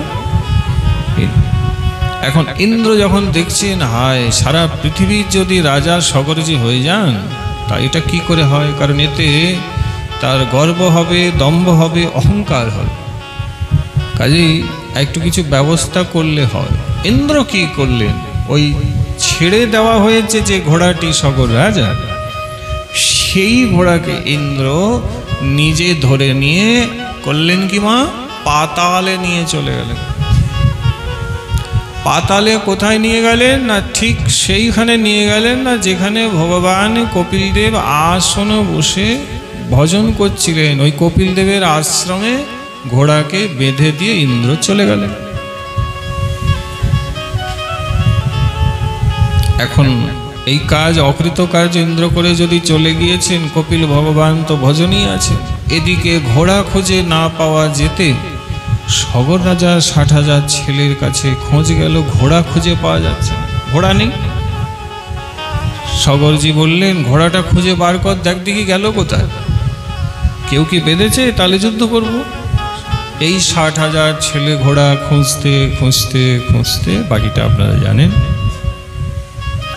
কোথাও খুঁজে যদি পেলেন না, পরবর্তীতে সেই পাতালের নিকটে যদি এলেন, দেখছেন কি এক জটাধারী মুনি কপিল ভগবান আসনে নেত্র বন্ধ করে ভজন করছে, আর তার আশ্রমে ঘোড়াটি বেঁধে রাখা অবস্থায় পড়ে আছে। এখন এই 60,000 যে ছেলে সগর রাজা, ঘোড়া বাঁধা এবং মুনিকে দেখে যা মনে করার তাই মনে করলেন আমাদের ঘোড়াকে চুরি করে এই মুনি এখানে এনেছে। আর শুরু করলেন মুনির নিন্দা, বলে ও ভজন করছে, চোর কোথাকার, বন্ড কোথাকার, আমাদের ঘোড়াকে চুরি করে নিয়ে এখানে রেখে আবার চোখ বন্ধ করে ভজন হচ্ছে, সাধন হচ্ছে, সব মিথ্যে, সব পাষণ্ডিত্য, একে মেরে ফেলতে হবে, একে ছেড়ে রাখা যাবে না, এ ঘোড়া আমাদের বেঁধেছে, এত সাহস, জানেন আমরা কে? মহাপরাক্রমী আমরা, 60,000 তারা এসেছে, 60,000 ভাই। বাবা লেখা আছে নানা প্রকারের তারা কিন্তু কপিল ভগবানের নিন্দা করতে শুরু করলেন। আর এই নিন্দা করলে প্রথমেই কি হয় মা জানো? অপরাধ হয়। নিন্দা করলে অপরাধ হয়, জেনে করো বা না জেনে করো, করলেই অপরাধ হবে, অপরাধ হয়ে গেল। ভাগবতে লেখা আছে, মন্দীয় গোস্বামী পাদ বলছেন, কপিল ভগবান তাদের নিন্দা আদি শ্রবণ করে তাদেরকে অভিসম্পাদ দেন নাই। তাহলে বলে ওদের চিৎকার করে কুৎসিত কথাগুলি যে তারা বলে গেল 60,000, তো সেই কথাগুলি বলাতে কপিল ভগবানের ভজনে বিক্ষেপ হয়েছে, অভিশাপ তিনি দেন নাই, ভাগবতে লেখা নেই। ভজনে অসুবিধা হচ্ছে, অস্বস্তি বোধ করছেন, ভজন করতে সমস্যা হচ্ছে দেখে কপিল ভগবান শুধু এটুকুই বলেছেন, উফ কারা এসেছো বলো তো, তোমরা বিরক্ত করছো, তোমাদের বিরক্তিতে আমার ভজনে বড় বাধা হচ্ছে, উফ আর পারছি না। এইটুকু কপিল ভগবানের উফ এইটুকু কথা মুখ দিয়ে উচ্চারণ হওয়া সত্যিই সঙ্গে সঙ্গে ঋষির ওই ভজন ক্ষতি হচ্ছে সেই উফ শব্দের মাধ্যমে। যে মাগো কপিল ভগবানের মুখ দিয়ে যে উফ এই যে গরম বাতাসটা বেরিয়েছে, সেই বাতাস ওই 60,000 যে সগর রাজার ছেলে ওদের গায়ে এসে পড়েছে, ওতেই ধৌ করে ওদের শরীর জ্বলেছে, আর নিমিষের মধ্যে 60,000 পুড়ে এক মুঠো ছাই হয়ে গেছে। এটা আগে জানতেন? আপনি জানতেন না, গোস্বামীপাদের শাস্ত্র পড়তে হবে। এটুকুই জানতেন যে কপিল ভগবান, আবারও এগুলোই বলবে আপনাকে, আমরা বলে দিয়ে যাচ্ছি যে কপিল ভগবান সেই 60,000 সগর রাজার ছেলেকে অভিশাপ দিয়ে দিলেন, কিন্তু ভাগবতে কোথাও দেখাতে পারবেন অভিশাপ কথা লেখাই নেই, কেবল উফ এই গরম বাতাস, ওতেই শেষ। দেখেন বাবা, ভগবান অভিশাপ দেয় না। কোথাও কোনো শাস্ত্রে দেখিয়ে দিন যে গোবিন্দ কাউকে অভিশাপ দিয়েছে, দেখান, আপনি দেখাতে পারবেন? এখনো আপনি মনে করতে পারছেন না, পাঠের পরেও মনে করতে পারবেন না। কেন না? ভগবান কাউকে অভিশাপ দেন না। তো কপিল তো ঈশ্বর তত্ত্ব বাবা, তা তিনি কাউকে অভিশাপ দিবেন? অভিশাপ দেন নাই। ওই বিরক্তি, ভজনে কষ্ট হচ্ছে, বাবা চিৎকার চেঁচামেচি করছে, উফ ওতেই নষ্ট। 60,000 ছেলে নিমিষের মধ্যে শেষ হয়ে গেল, কেউ নেই, পড়ে গেছে। আচ্ছা কিসে পড়লো বাবা? এটাও যেদিন গোস্বামী পাদ বলছেন অপরাধে নষ্ট হয়েছে। এখন সগর রাজার কাছে খবর গেল যে এই প্রকার পাতালে আপনার ছেলেরা গেছিল, কোনো ঋষি তার কাছে অপরাধ হয়েছে, পুড়ে শেষ হয়ে গেছে। ব্যাস, সগর রাজা দেখলো, হায় সর্বনাশ। ধর্মাত্মা সগর রাজা বিচার করছেন এখানে যে আমার ছেলে যদি যুদ্ধ করতে গিয়ে মৃত্যু হয় সেটা আমি হাসি মুখে মেনে নেব, কিন্তু হায় আমার বংশে আমার সন্তান আদি সাধুর কাছে অপরাধ করলো, গুরু বৈষ্ণবের কাছে অপরাধ সগর রাজা মেনে নিতে পারবে না। আমি আমার কুলগুরুর কাছে শুনিয়াছি যে এই সূর্যবংশে পরবর্তীতে স্বয়ং ভগবান আসিবেন, রামচন্দ্র। তা যে বংশে ভগবান আসবেন সেই বংশের এত বড় কলঙ্ক আমার মাথায় পড়ল যে আমার ছেলেরা বৈষ্ণব চরণে অপরাধ করেছে, ভগবানের ঋষির চরণে অপরাধ করলো। হায় হায় হায়, এই দুঃখ, এই বিষাদ, এই আক্ষেপ এবং বিলাপে সগর রাজা ছুটে এলেন।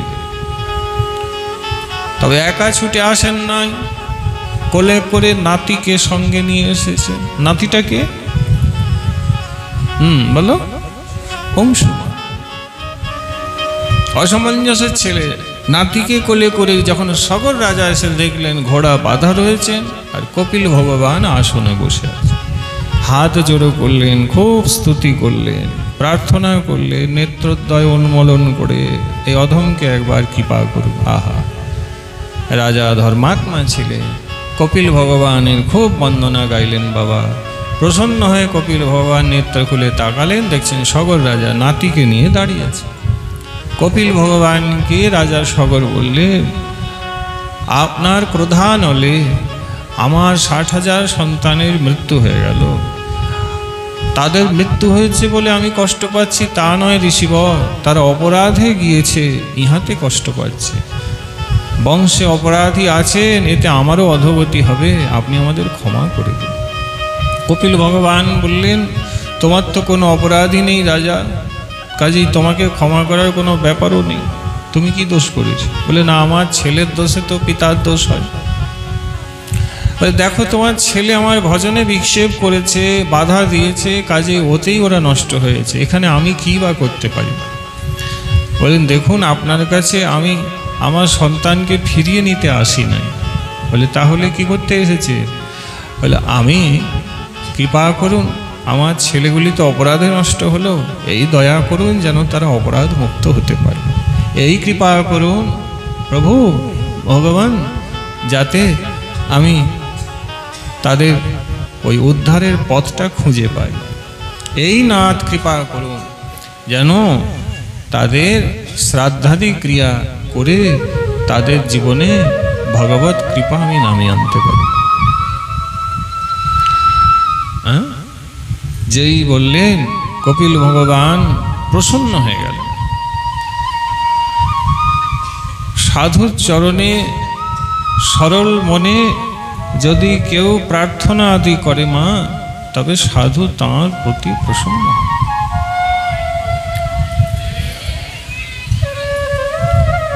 কপিল ভগবান বললেন, দেখুন 60,000 সন্তান তো ফেরানো যায় না, তবে তাদের উদ্ধারের উপায় হচ্ছে বেশ কঠিন।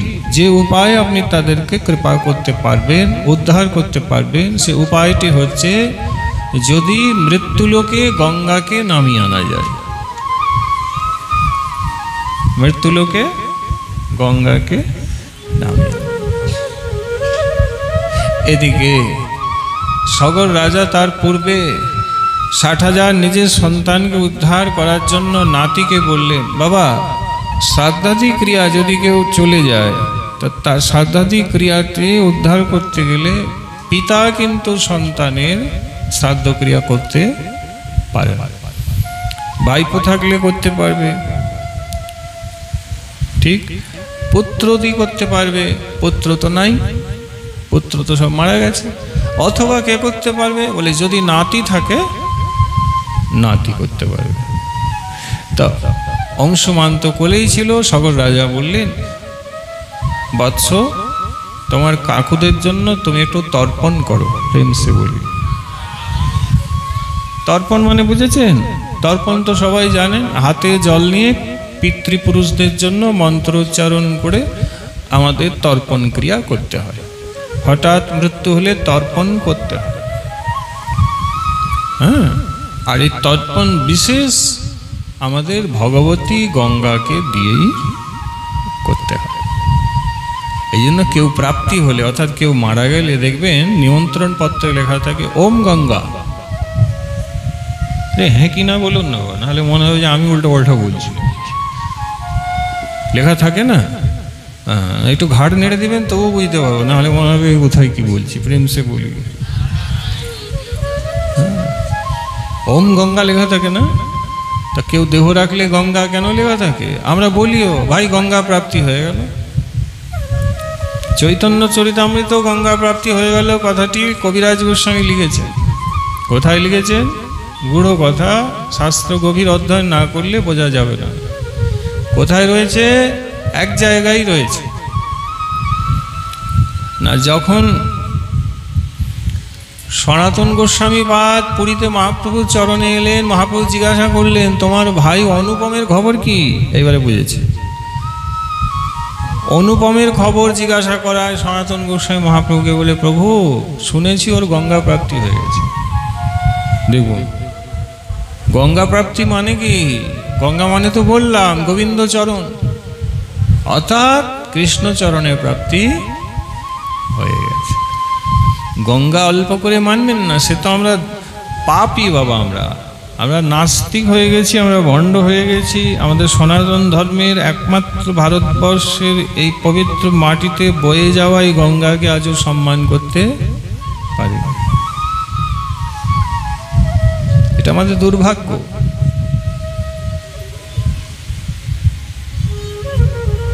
সগর রাজা যখন অংশুমানকে বললেন তর্পণ কর, গ্রন্থে লেখা আছে মা তর্পণ করতে গিয়ে যেই নাতিকে জল দিয়েছেন হাতে, আর যেই 60,000 কাকুর নাম নিতে শুরু করেছে, হাতের জল শুকিয়ে গেছে।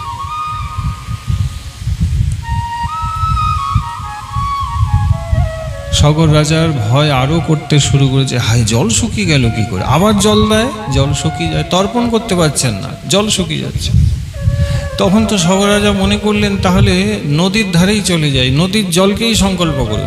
বাবা নদীর ধারে গিয়ে যখন নাতিকে বলছেন সংকল্প পাঠ করালেন, নদীর জলও শুকিয়ে গেছে, ঝর্ণার জল শুকিয়ে যাচ্ছে। সগর রাজা বুঝতে পারলেন, ওরে বাপ রে বাপ, তাহলে আমার ছেলেগুলো বড় অপরাধী হয়েছে। হায়, যাদের নামে তর্পণ করতে যাব জলও শুকিয়ে যাচ্ছে, মানে তর্পণও প্রভু নিবেন না, এখন আমি কি করি? কপিল ভগবানের চরণে পড়ে বললেন, আমার বড় ভয় করছে, আপনি কৃপা করুন। তখন কপিল ভগবান বললেন, সাধারণ কোনো জল দিয়ে তর্পণ করলে আপনার 60,000 ছেলে উদ্ধার হবে না। বললে তাহলে কোন জল? বলে স্বয়ং ব্রহ্মদ্রব্য যদি নামিয়ে আনতে পারেন তবে উদ্ধার হবে। ব্রহ্মদ্রব্য মানে বলে সত্যলোকে দেবলোকে যে বয়ে চলেছে ভগবতী গঙ্গা, সেই গঙ্গাকে যদি আপনি নামিয়ে আনতে পারেন এই মৃত্যুলোকে, সেই জলে তর্পণ করলে তবেই আপনার 60,000 সন্তান মুক্ত হবে। হরে কৃষ্ণ, হরে কৃষ্ণ। এটা দমলি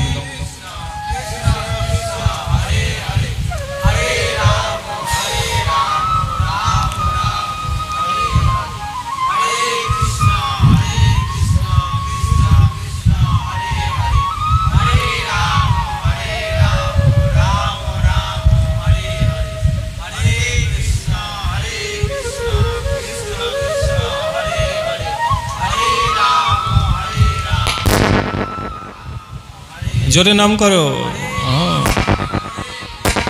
হ্যাঁ, ওর নাম করছে, অল্প বুঝো, নাম হচ্ছে নাম।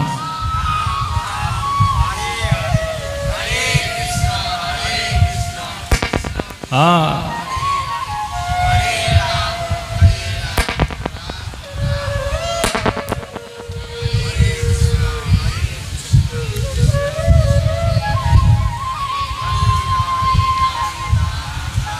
একবার বলো জয় নিতাই, আবার বলো জয় নিতাই। বেশ, সগর রাজা বিচার করলেন গঙ্গাকে নামিয়ে আনতে হবে। বলে হ্যাঁ, তবেই একমাত্র সন্তানগুলি উদ্ধার হবে।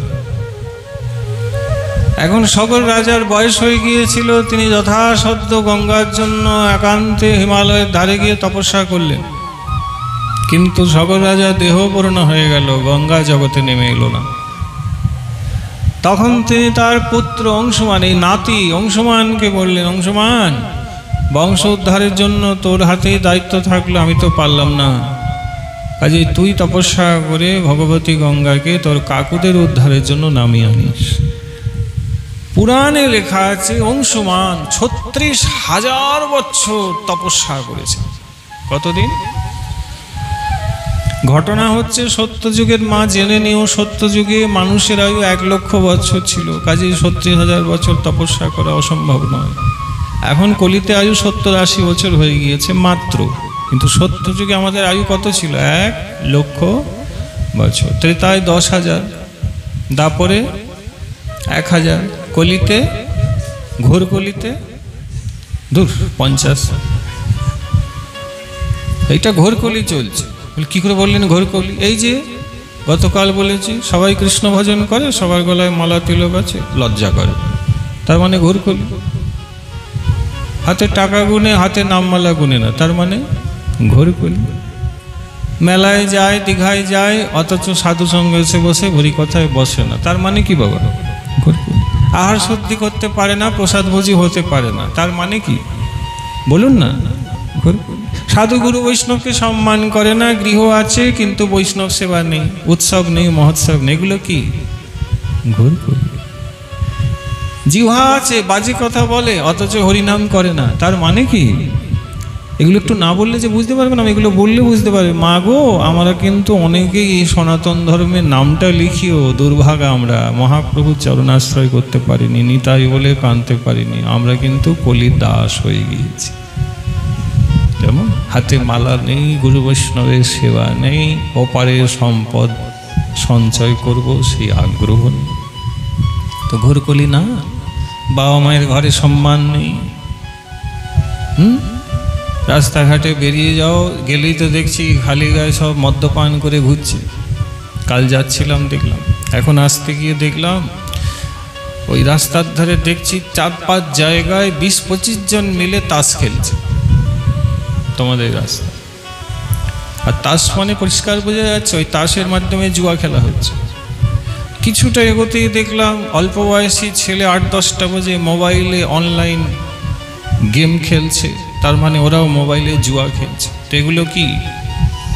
এগুলো কি বল না? ঘোর কলি। আমি দেখে এসছি,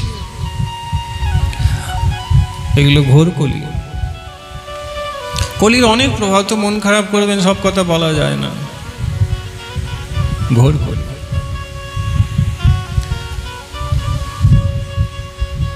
ধানকে লক্ষ্মী বলা হয়েছে, কিন্তু এখন ধান চাষ করতে, এখন তো মাছ চাষ হয়।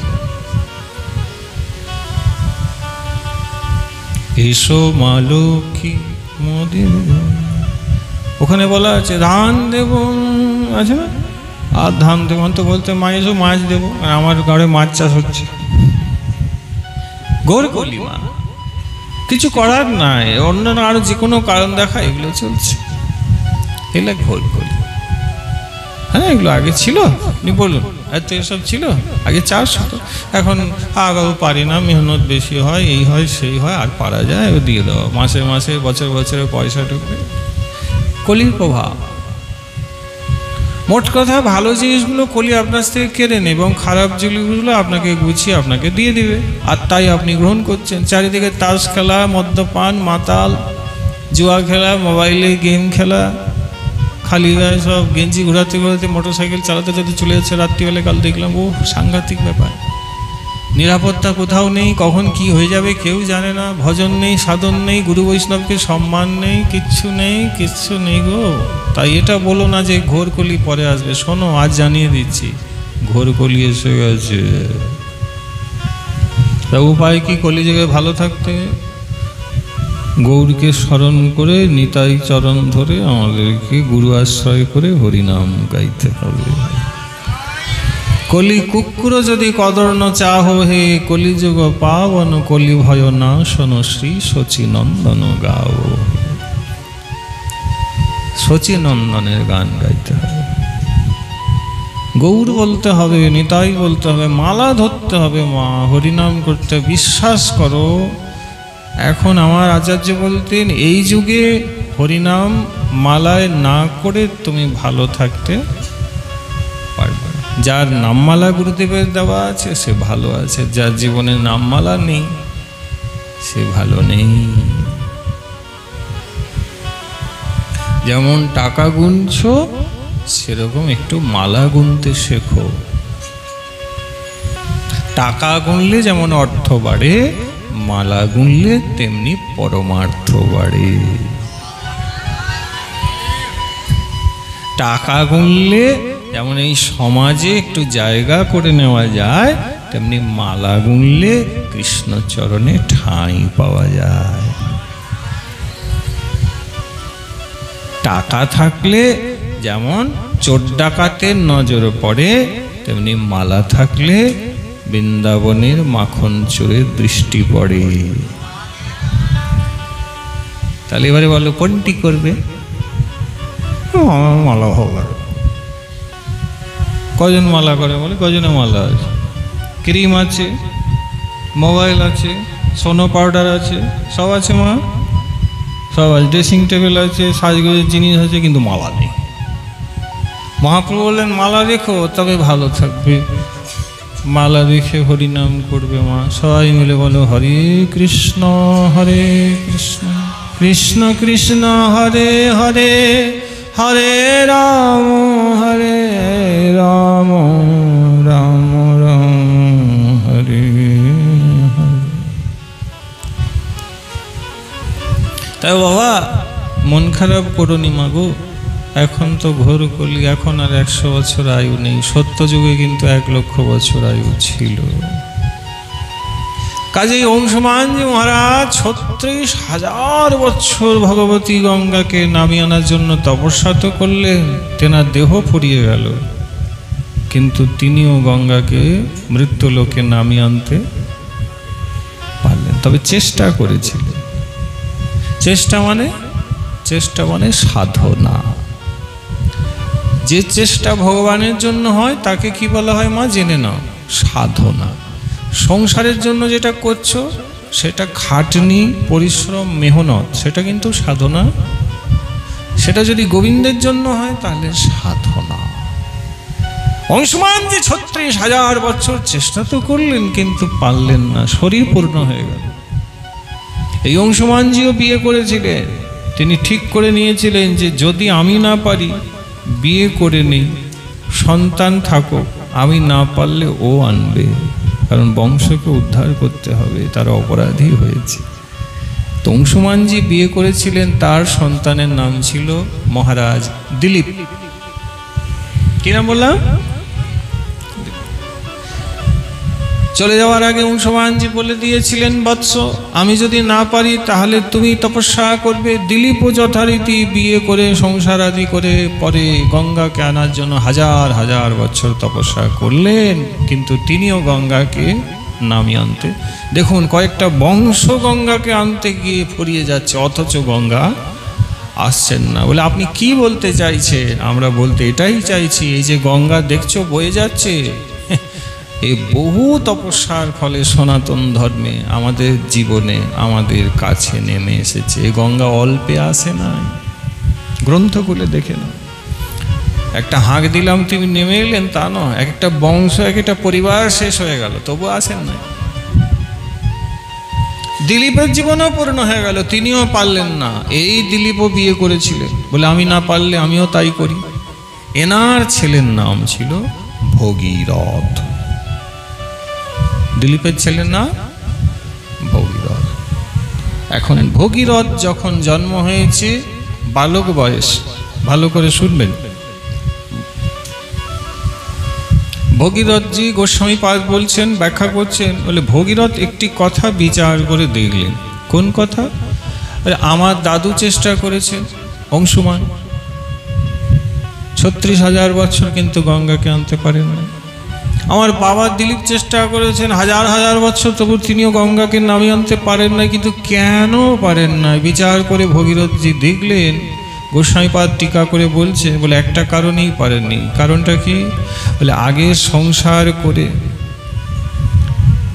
আগে নিজের ব্যাপার স্যাপার সংসার ধর্ম ভালো করে গুছিয়ে বুঝিয়ে সংসার ধর্মের ভোগ যা আছে সব কিছু করে টোরে তারপরে একটা সময় ভজন করতে গিয়েছে।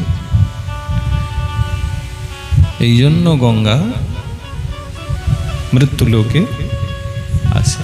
ভগীরথ যে বিচার করছেন, তাহলে গঙ্গাকে নামাতে হলে আমাকে বিয়ে শাদী করা যাবে। আগে বিয়ে শাদী করবো, সংসার ভোগ করে নেবো, আদি ইত্যাদি ইত্যাদি ইত্যাদি, এবং তারপরে একটা বয়সে বলবো না এবার বংশ উদ্ধারের জন্য তপস্যা করতে যাই। যেটা আগে আমার বংশে যারা করেছে ওটা করলে গঙ্গা। তা আমি কি করব? বললে বৈরাগী থাকবো, ব্রহ্মচারী থাকবো, এবং বালক বয়স থেকেই আমি হিমালয়ের কাছে গিয়ে গঙ্গা আনয়নের জন্য তপস্যা করব। তো অংশমান দিলীপের গঙ্গাকে আনতে গিয়ে যে চেষ্টা, তার থেকে ভগীরথের চেষ্টার কিন্তু পৃথক ব্যাপারটি রয়েছে, এমনটা গোস্বামীপাদ টিকা করে বললেন। এবং ইহাতে ভগবতী গঙ্গা ভগীরথের প্রতি প্রসন্ন হলেন। কেন? বলে জীবনের উদ্দেশ্যই হচ্ছে গঙ্গা আনয়ন। এর জীবনের উদ্দেশ্য এটা নয় যে একটু বিয়ে করে নি, ছেলেপুলে হয়ে যাক, তাদের মানুষ করে নি, হ্যাঁ, তারপরে একটু বয়স হলে আমি একটু তপস্যা করে নেব, ঠিক আছে, আমি না পারলে তারপরে আমার ছেলে যা হয়ে আসছে তাই। না না না, বললেন না, এরকমই হবে না, এই জন্য হচ্ছে না, আমি অল্প বয়স থেকেই করব। আর আমাদের এরকম আছে, মা আমি যদি তোমাকে বলি মা একটু মালা ধরে ভজন করো, কি রে তুমি কি বলবে? এখন পারবো না, এখন আমার পড়াশোনা আছে। বা তুমি বলবে এখন আমার ছেলে মেয়ে ছোট আছে, এটাই তো বলবে। বা বলবে আমার তো বর এই সব ভালোবাসে না, হ্যাঁ, অনেক রকমের অজুহাত, নানান কারণ অকারণ জানিয়ে দিয়ে তুমি কি বলবে? বললে এখন তো পারবো না, আপনি হরিভজনের কথা বলছেন, এখন পাচ্ছি না, তবে হ্যাঁ আপনার কথাটা আমি একটু পরে ভেবে দেখবো। এই দেখুন, অংশমানও পরেই তপস্যা করবো ভেবেছিলেন, দিলীপও তাই বলে একটু বিয়ে টিয়ে করে সংসার ভোগ করে নি, পরে করবো। এই যে পরে করতে গেলেন, তাই গঙ্গা নেমে এলেন। ভগীরথ বললেন ভজনটা পরে নয়, ভজনটা সবার আগে করে নিতে হয়। ভালো করে শুনবেন, শিক্ষা নিবেন, শিক্ষা নিয়ে শিক্ষিত হয়ে বাড়ি যাবেন, তবে সাধু সঙ্গের লাভ পাবেন, নইলে সাধু সঙ্গের কোনো লাভ নেই। মাগো ভগীরথ অল্প বয়স থেকেই ভজন করলেন। কৌমারে আচরেত প্রাজ্ঞ ধর্মান ভাগবতানিহ দুর্লভং মানুষম দেহ তদপ্য ধ্রুবয়র্থদম। ভাগবত প্রহ্লাদজি মহারাজ বলেছেন 5 বছর বয়স থেকে কৌমারে আচরেত প্রাজ্ঞ, 5 বছর শরীরের বয়স থেকে আমাদের হরিভজন করা কর্তব্য। শ্রোতব্য, কীর্তিতব্য, স্মর্তব্য, সচেতাভয়ম। সুখদেব গোস্বামী 3টি কর্তব্য জীবের দেখিয়েছেন। হরিকথা শ্রবণ কর্তব্য, হরি নাম কীর্তন কর্তব্য, আর হরিলীলা স্মরণ করা আমাদের কর্তব্য। 3 কর্তব্য ভাগবত আমাদের সবাইকে দেখিয়েছেন। কর্তব্য মানে কম্পালসারি, করতে হবে, হরিকথা শুনতেই হবে। মহাজনের বাক্য এগুলো অন্যথা করা যায় না, আচার্যের বাক্য এগুলো মানলে তবে জীবনে ভালো থাকা যায়। হরিকথা শুনতে হবে গো, আর শুনলে মনে প্রাণে শান্তি পায়। দেখো তো কত শান্তি অনুভূতি হচ্ছে। সংসারে কত কথা কত গল্প করে তো শান্তি পাই না, পাও কি? পাই না, কিন্তু দেখুন তো কত মনে আনন্দ পাচ্ছে। এটা হরিকথার মাহাত্ম্য। শ্রদ্ধা চাই। তাই ভগীরথ অল্প বয়সে হিমালয়ের কাছে গিয়ে তপস্যা করলেন, কঠিন তপস্যা করলেন। মা তার সেই সুতীব্র তপস্যায় ভগবতী গঙ্গা ভগীরথের প্রতি প্রসন্ন হয়ে গেল। আর যখন প্রসন্ন হয়ে গেলেন, ভগবতী গঙ্গা সত্যলোক থেকে নেমে এসে ভগীরথকে হিমালয়ের নিকটে মূর্তিমান দেবী রূপ ধারণ করে দর্শন দিলেন। বলিয়ে ভগবতী গঙ্গা মাতা কি। মাগো গঙ্গার 3টি স্বরূপ আছে। কটি? 3টি। কি কি জেনে নাও। গঙ্গার প্রথম স্বরূপটি হচ্ছেন আদি ভৌতিক, এই আদিভৌতিক গঙ্গার স্বরূপ মানে গঙ্গা জল রূপে দর্শন দিচ্ছে। গঙ্গার দ্বিতীয় স্বরূপটি হচ্ছে আধ্যাত্মিক। আধ্যাত্মিক মানে স্বরূপটি হলো না, যেখানে গঙ্গা হচ্ছেন ওই যে বললাম ব্রহ্মদ্রব্য, মানে ভগবান নিজের নামের আনন্দে যে গলে গিয়েছেন, ওই ব্রহ্মদ্রব্য হচ্ছে এই তত্ত্বটি আধ্যাত্মিক। আর গঙ্গার তৃতীয় স্বরূপটি হচ্ছেন দৈবিক। দৈবিক মানে ওই যে বললাম গঙ্গা শ্বেত বস্ত্র ধারণ করেন, দেখবেন হাতে শ্বেত রঙের পদ্মফুল ধারণ করে দেবী আমাদেরকে দর্শন দেন। এটা যে গঙ্গা যে দেবী রূপ আছে, যে পুজো হয় গঙ্গা দশহরায়, এইটি দেবীর হচ্ছেন দৈবিক রূপ। আর সেই দৈবিক রূপে ভগবতী গঙ্গা ভগীরথজি মহারাজকে দর্শন দিলেন। দর্শন দিয়ে দেবী গঙ্গা বললেন, কঠিন তপস্যা আমার জন্য করেছ, তোমার জন্য প্রসন্ন হয়েছি, বলো ভগীরথ কি চাও। ভগীরথজি বললেন, হে দেবী, হে ভদ্রে, আমি অধম পতিত,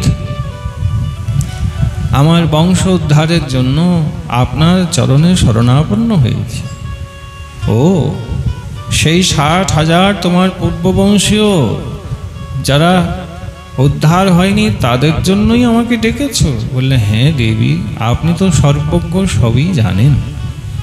বললেন, তা তো ভালো কথা, কিন্তু তাদের জন্য আমাকে এত কষ্ট করে ডাকলে, তা কপিল ভগবান তো আমার কথা বলেওছে, তা শোনো, নিশ্চয়ই তোমার প্রতি প্রসন্ন হয়েছি। এক কাজ করো, আমি জলরূপে তোমার কাছে প্রকট হচ্ছি, সেই জল তুমি কমণ্ডলুতে নাও, আর এই দিয়ে তুমি তর্পণ করলে তোমার 60,000 পূর্ববংশীয় যারা অপরাধী হয়েছিলেন তারা সকলে উদ্ধার হয়ে যাবে। সগর রাজা শুনলেন, এই রাধেশ্যাম ভগীরথজি শুনলেন, খুব মন দেবেন, এই জায়গাটা অদ্ভুত প্রসঙ্গ আছে। ভগীরথজি হাত জোরে করে বললেন, দেবী আপনি কৃপা করে যদি নিজের একটু জলরূপ স্বরূপ আমাকে প্রদান করেন, তাতে অবশ্যই আমার 60,000 পূর্ববংশী উদ্ধার তো হয়ে যাবে। কিন্তু পরবর্তীতে আমাদের ভারতবর্ষে আরও যত পাপী তৈরি হবে, তারা তো আর এই বংশ ধরে ধরে তোমাকে তপস্যা করে ডাকতে পারবে না, সেটা আমি জানি। কাজেই তাদের কি হবে দেবী? তারা তো এই প্রকার ডাকতে পারবে না, তাই তাদের কথা আমার এখন চিন্তা হচ্ছে। মানে দেবী এটাই বলছি, আপনি যেমন সত্যলোকে প্রবাহমান, এই প্রকার আপনি মৃত্যুলোকেও জলরূপে প্রবাহিত হন, যাতে আমার বংশ নয়, আরও যারা মানুষ হবেন তাদের সকলের বংশ আপনাকে দর্শন করে স্নান করে তারাও সবাই উদ্ধার হতে পারে।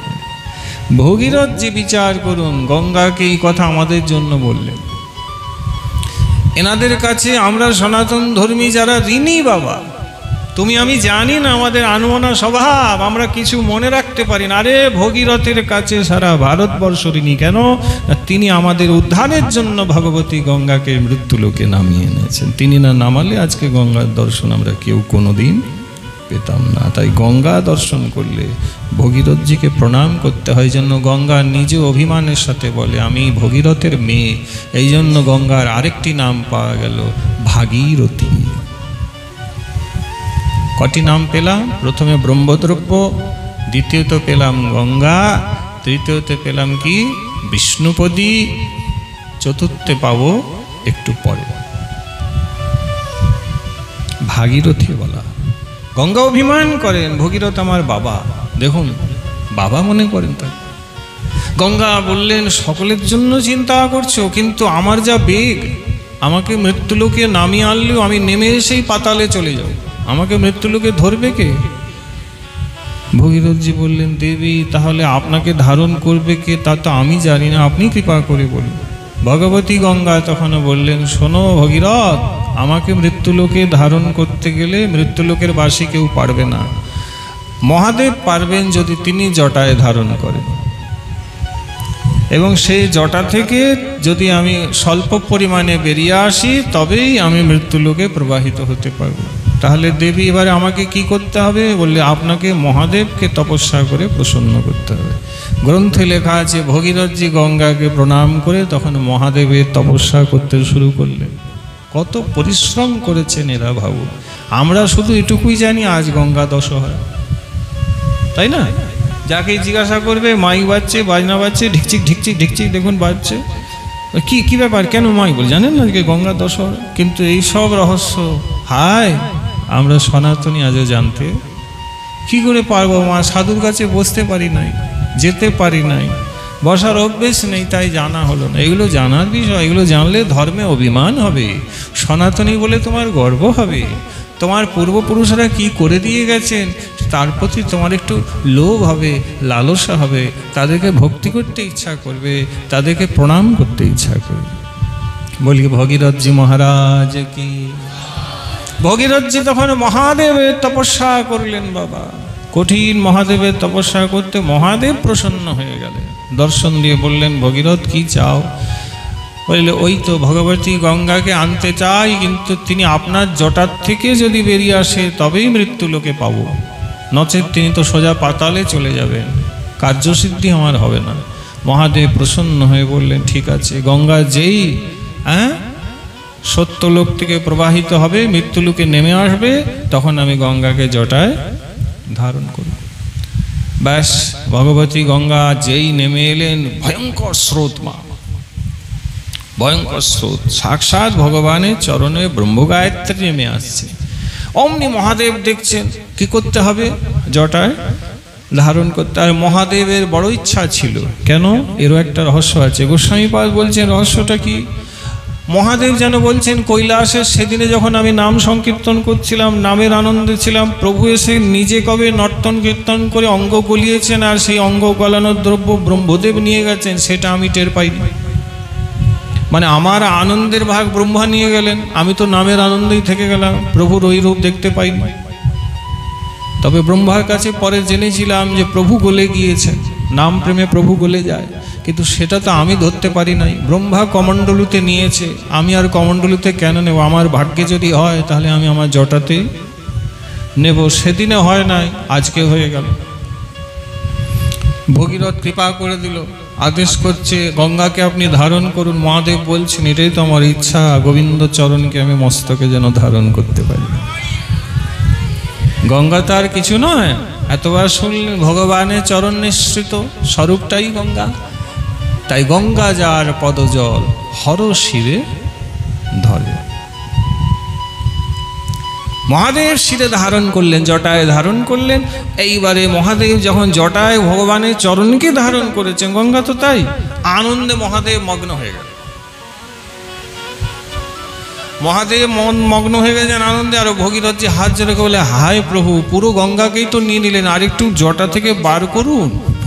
আপনি তো নিজের আনন্দেই ডুবে গেলেন, আমি বঞ্চিত হয়ে গেলাম। মা বলে তাই নাকি? আচ্ছা, আস্তে করে একটু জটা যেই খুলে দিলেন, গঙ্গা কুলুকুলু বেগে একবারে বইতে শুরু করল। ভগবতী গঙ্গা বললেন ভগীরথ মাতা, ভগীরথ তুমি রথে অগ্রে চলো, আর আমি তোমার পিছনে পিছনে চলবো। যেই পথ দিয়ে তুমি যাবে ঠিক সেই পথ দিয়ে আমিও তোমার সঙ্গে সঙ্গে যাব। ভগীরথজি রথে করে আগে কীর্তন করতে করতে চলেছে, আর পিছনে ভগবতী গঙ্গায় ভারত ভূমিতে বইতে শুরু করলেন। এখন গ্রন্থে গোস্বামীপাদ আরও টিকা করছেন ভগীরথজি কেমন দেখুন। ভগীরথজি ভগবতী গঙ্গাকে সোজা গঙ্গা সাগরে নিয়ে যেতে পারতেন, যেখানে পূর্বপুরুষ যারা আছেন তাদেরকে উদ্ধার করতে হবে, কিন্তু ভগীরথজি বড় চতুর, সারা ভারতবর্ষে গঙ্গাকে ঘুরিয়েছেন। কেন? ভগীরথজি বিচার করছেন এই সারা ভারত ভূমিতে যারা মানুষ থাকবে তারা হয়তো অনেক দূরে গঙ্গা বলে হয়তো যেতে ইচ্ছা করবে না, তাদের ঘরের পাশ দিয়ে গঙ্গাকে বইয়ে নিয়ে যায়। তাহলে উদ্ধারের যদি সময় হবে, দূরে যাওয়ার ইচ্ছের দরকার নাই, কাছেই গঙ্গা বয়ে যাচ্ছে, যাও দর্শন করো, ডুব দাও, আর উদ্ধার হয়ে যাবে। তাই গঙ্গাকে সোজা না নিয়ে গিয়ে কী করছেন ভগীরথজি? সারা ভারতবর্ষে ঘুরিয়ে ঘুরিয়ে ঘুরিয়ে আপনি দেখুন, ভারতবর্ষে হিমালয় থেকেও গঙ্গা বেরিয়ে দেখুন, আমাদের দেশে কত কত জায়গা ঘুরতে ঘুরতে এই গঙ্গা সাগরে গিয়ে মিশেছে, ঠিক কি না? সোজা নিয়ে যেতে পারতেন, করেননি। বলেন না, সবাই উপকার করতে হবে, কারণ ভারত ভূমিতে জন্ম হইল যার, নিজের স্বার্থ ছাড়ি করো পরের উপকার। ভগীরথজি সবার উপকার করলেন।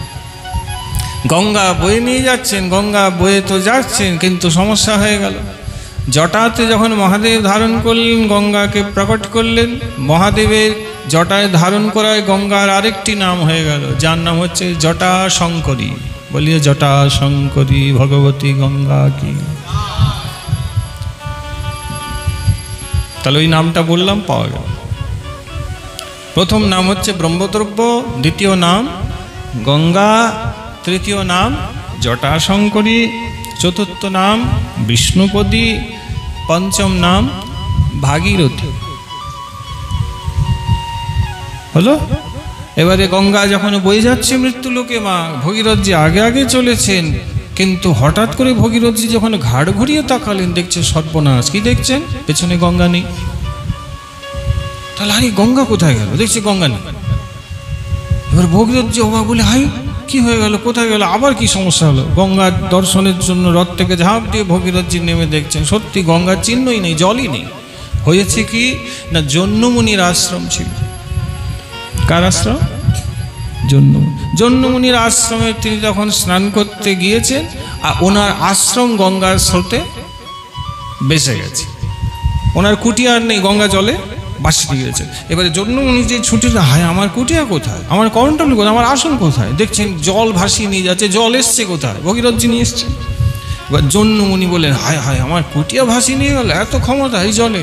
জন্যমুনি করলেন কি, এইভাবে হাত জোড়ো করে, হ্যাঁ, অগস্ত্য মুনি যেমন হাত জোড়ো করে 7 সমুদ্রের জল পান করে নিয়েছেন, জন্যমুনি যত জল গঙ্গার বয়ে এসেছিল এ পর্যন্ত ভগীরথজি এনেছিলেন, সব কিছু তিনি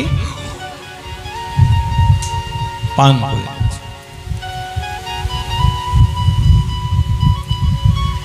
তাই ভগীরথজি দেখছেন পেছনে গঙ্গা, কি করে থাকবে? ও তো জন্যমুনি পান করে নিয়েছে, আচমন করে নিয়েছে। জন্যমুনিকে যখন ভগীরথজি কাছে এসে দেখছেন আনন্দে নৃত্য করছেন, আর গঙ্গা ভগবানের চরণামৃত পান করলে সাত্ত্বিক বিকার হবে, সেই বিকার একবারে হরি বল হরি বল হরি বল হরি। ভগীরথজি মনে করলেন যে ইনি একটা কিছু করেছেন, নাহলে আনন্দ এনার হচ্ছে, এনাকে জিজ্ঞাসা করি। জন্যমুনি বললেন, ঋষিবর গঙ্গাকে নিয়ে আনছিল, আপনি দেখেছেন? বলে তা তো বলতে পারো না, একটা জলের স্রোত এসেছিল, আমার কুটিয়া ভাসিয়ে নিয়ে গেছে, আমি আচমন করে নিয়েছি। বলে ওইটাই গঙ্গা ছিল। বলে গঙ্গা? বলে হ্যাঁ, আপনি পান করে ঋষিবর, এবার মুখ দিয়ে বার করুন, না হলে আমার বংশোদ্ধার হবে না, দেশের কি হবে। এই মহা মুশকিল। জন্যমুনি বললেন, চিন্তা করবেন না, নিশ্চয়ই নিশ্চয়ই আপনার তপস্যার ধন ভগবতী গঙ্গাকে বার করব, তবে মুখ দিয়ে বার করব না, প্রেম সে বলি। কেন? গোস্বামী পাদ বলছেন, মুখ দিয়ে গঙ্গাকে বার করলে গঙ্গা ঝুটা হয়ে যাবে, ঠিক কি না? হ্যাঁ কি না? মুখ দিয়ে যেটা বার করা সেটা এঁটো হয়। ঋষি বলছেন ভগবানের দ্রব্য আমি মুখ দিয়ে বার করতে পারি না। শাস্ত্র দেখুন, ঋষিদের ত্যাগ দেখুন, আমাদের ধর্মটা দেখুন। যারা অল্প বয়সী এসেছো ভালো করে শোনো, শিক্ষা নাও, আর দেখলে গ্রন্থ দেখে নিও, লেখা আছে। জন্য ঋষি বললেন মুখ দিয়ে বার করতে পারি না, ভুল করেছি, না জেনে ভুল করেছি, আমি নিজে জঙ্ঘা কেটে দেব। জান কেটে দিলেন, কেটে দিয়ে সেখান থেকে গঙ্গাকে বার। এগুলো আমাদের ধর্মের কথা। যখন বার করলেন ভগবতী গঙ্গা বললেন, আপনি যেহেতু আমাকে ধারণ করেছিলেন, আপনার বার করেছেন, তাই আমার আরেকটি নাম জগতে হয়ে গেল জাহ্নবী। কি নাম হলো? তাই যখন গঙ্গা স্নান করে 6টা নাম নিয়ে স্নান করতে হয়। গঙ্গা স্নানের বিধি বলে দিই, তত্ত্বকথা। যখনই গঙ্গা স্নান করবেন 6টি ডুব দিতে হয় কমপক্ষে। কটি? এই শুরু হয়ে গেল উৎপাত। কটি ডুব দিতে হয়? 6টি ডুব দিতে হয়। এবং এই 6টি ডুব দিয়ে তুমি এই 6টি নাম বলবে। প্রথমে কি বলবে? ওম ব্রহ্মগায়ত্রী নমো নমঃ, বা ওম ব্রহ্মদ্রব্য নমো নমঃ, এই বলে একটা ডুব দিলে, পূর্ব বা উত্তর মুখ করে দিলে। এরপরে কি বলবে? ওম ভগবতী গঙ্গেই নমো নমঃ। হলো? তৃতীয় কি বলবে? ওম বিষ্ণুপদী নমো নমঃ, দিয়ে দেখো না একবার। তারপরে কি বলবে? ওম জটাশঙ্করী নমো নমঃ, মহাদেবের জটায়। তারপরে ওম ভাগীরথী নমো নমঃ। আর শেষে ওম ভগবতী জাহ্নবী নমো নমঃ।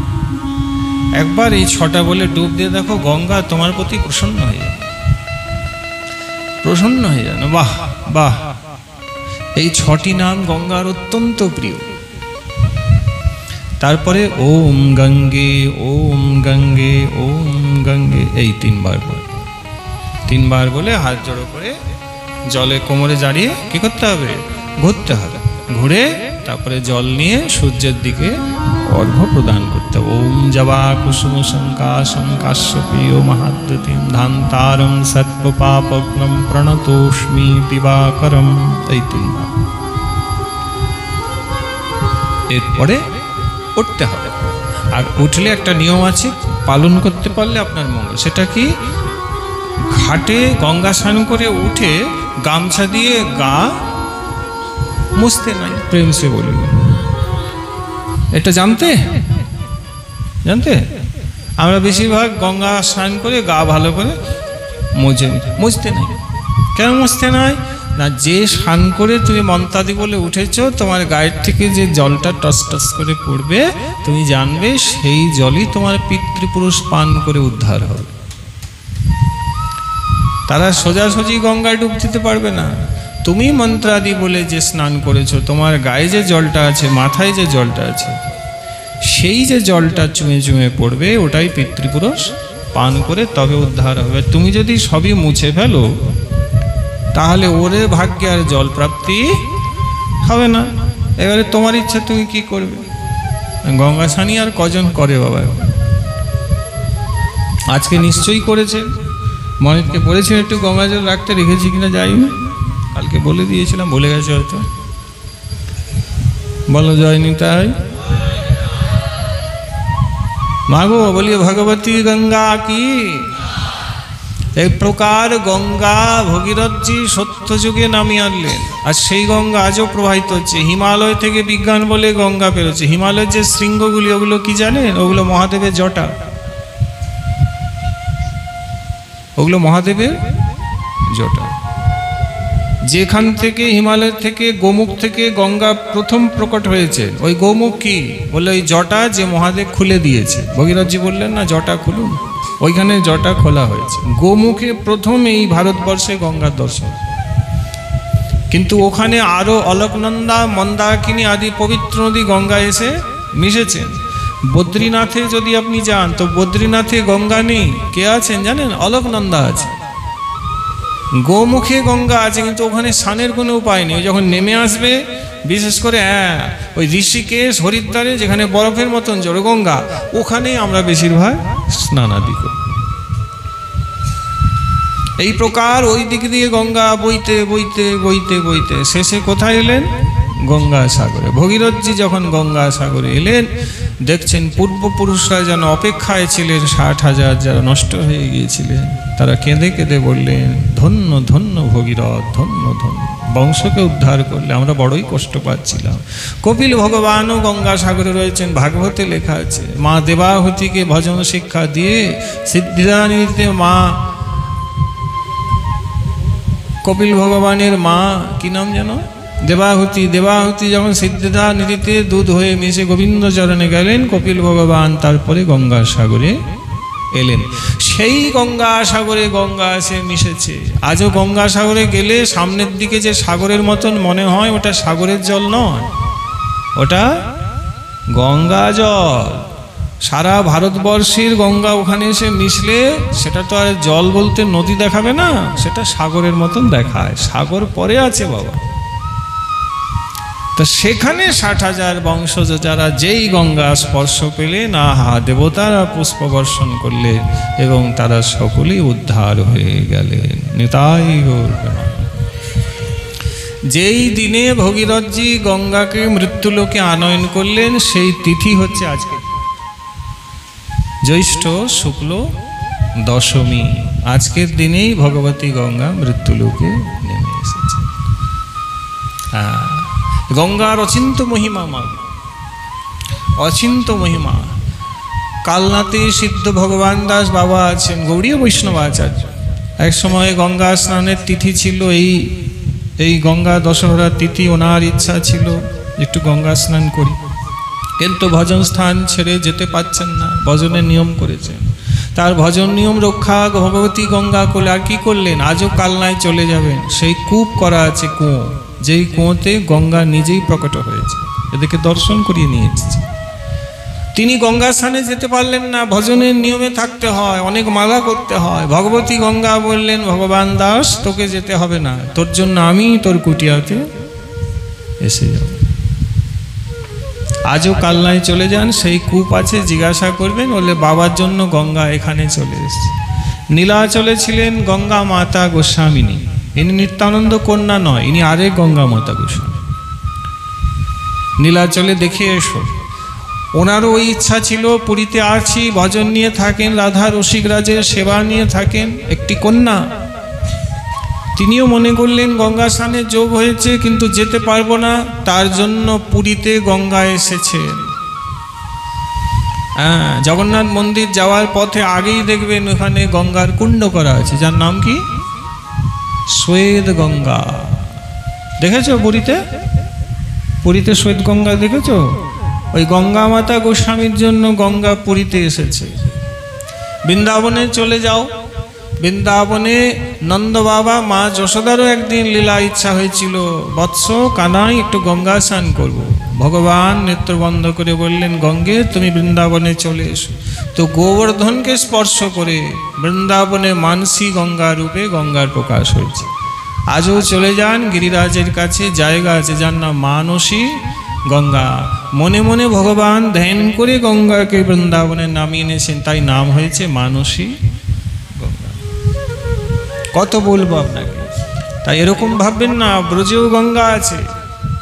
আর যখন সেই গঙ্গা নবদ্বীপে এলে, তখন নবদ্বীপে সেই গঙ্গার নিকটে আহা হা হা হা মাগো, স্বয়ং ভগবান মহাপ্রভু পরিকরকে নিয়ে কত লীলা করলেন নবদ্বীপের।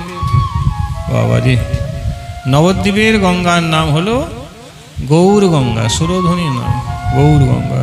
ভাবি কিছু উচ্চকোটির বলবো, লো কোয়ালিটি শুনে শুনে অভ্যাস করে নিয়েছে, উঁচু কোনো কথা শুনবে না, প্রেম সে বলিয়ে। চারিদিকে ভেজাল, তো ভেজালই এখন ভালো। বলো জয় নিতাই। যখন 99 ভাগই ভেজাল, তো ভেজালই ভালো। এক ভাগ আসল হলেও ধরেই নেওয়া হয়, এই ওই ভেজালই হবে আর কি।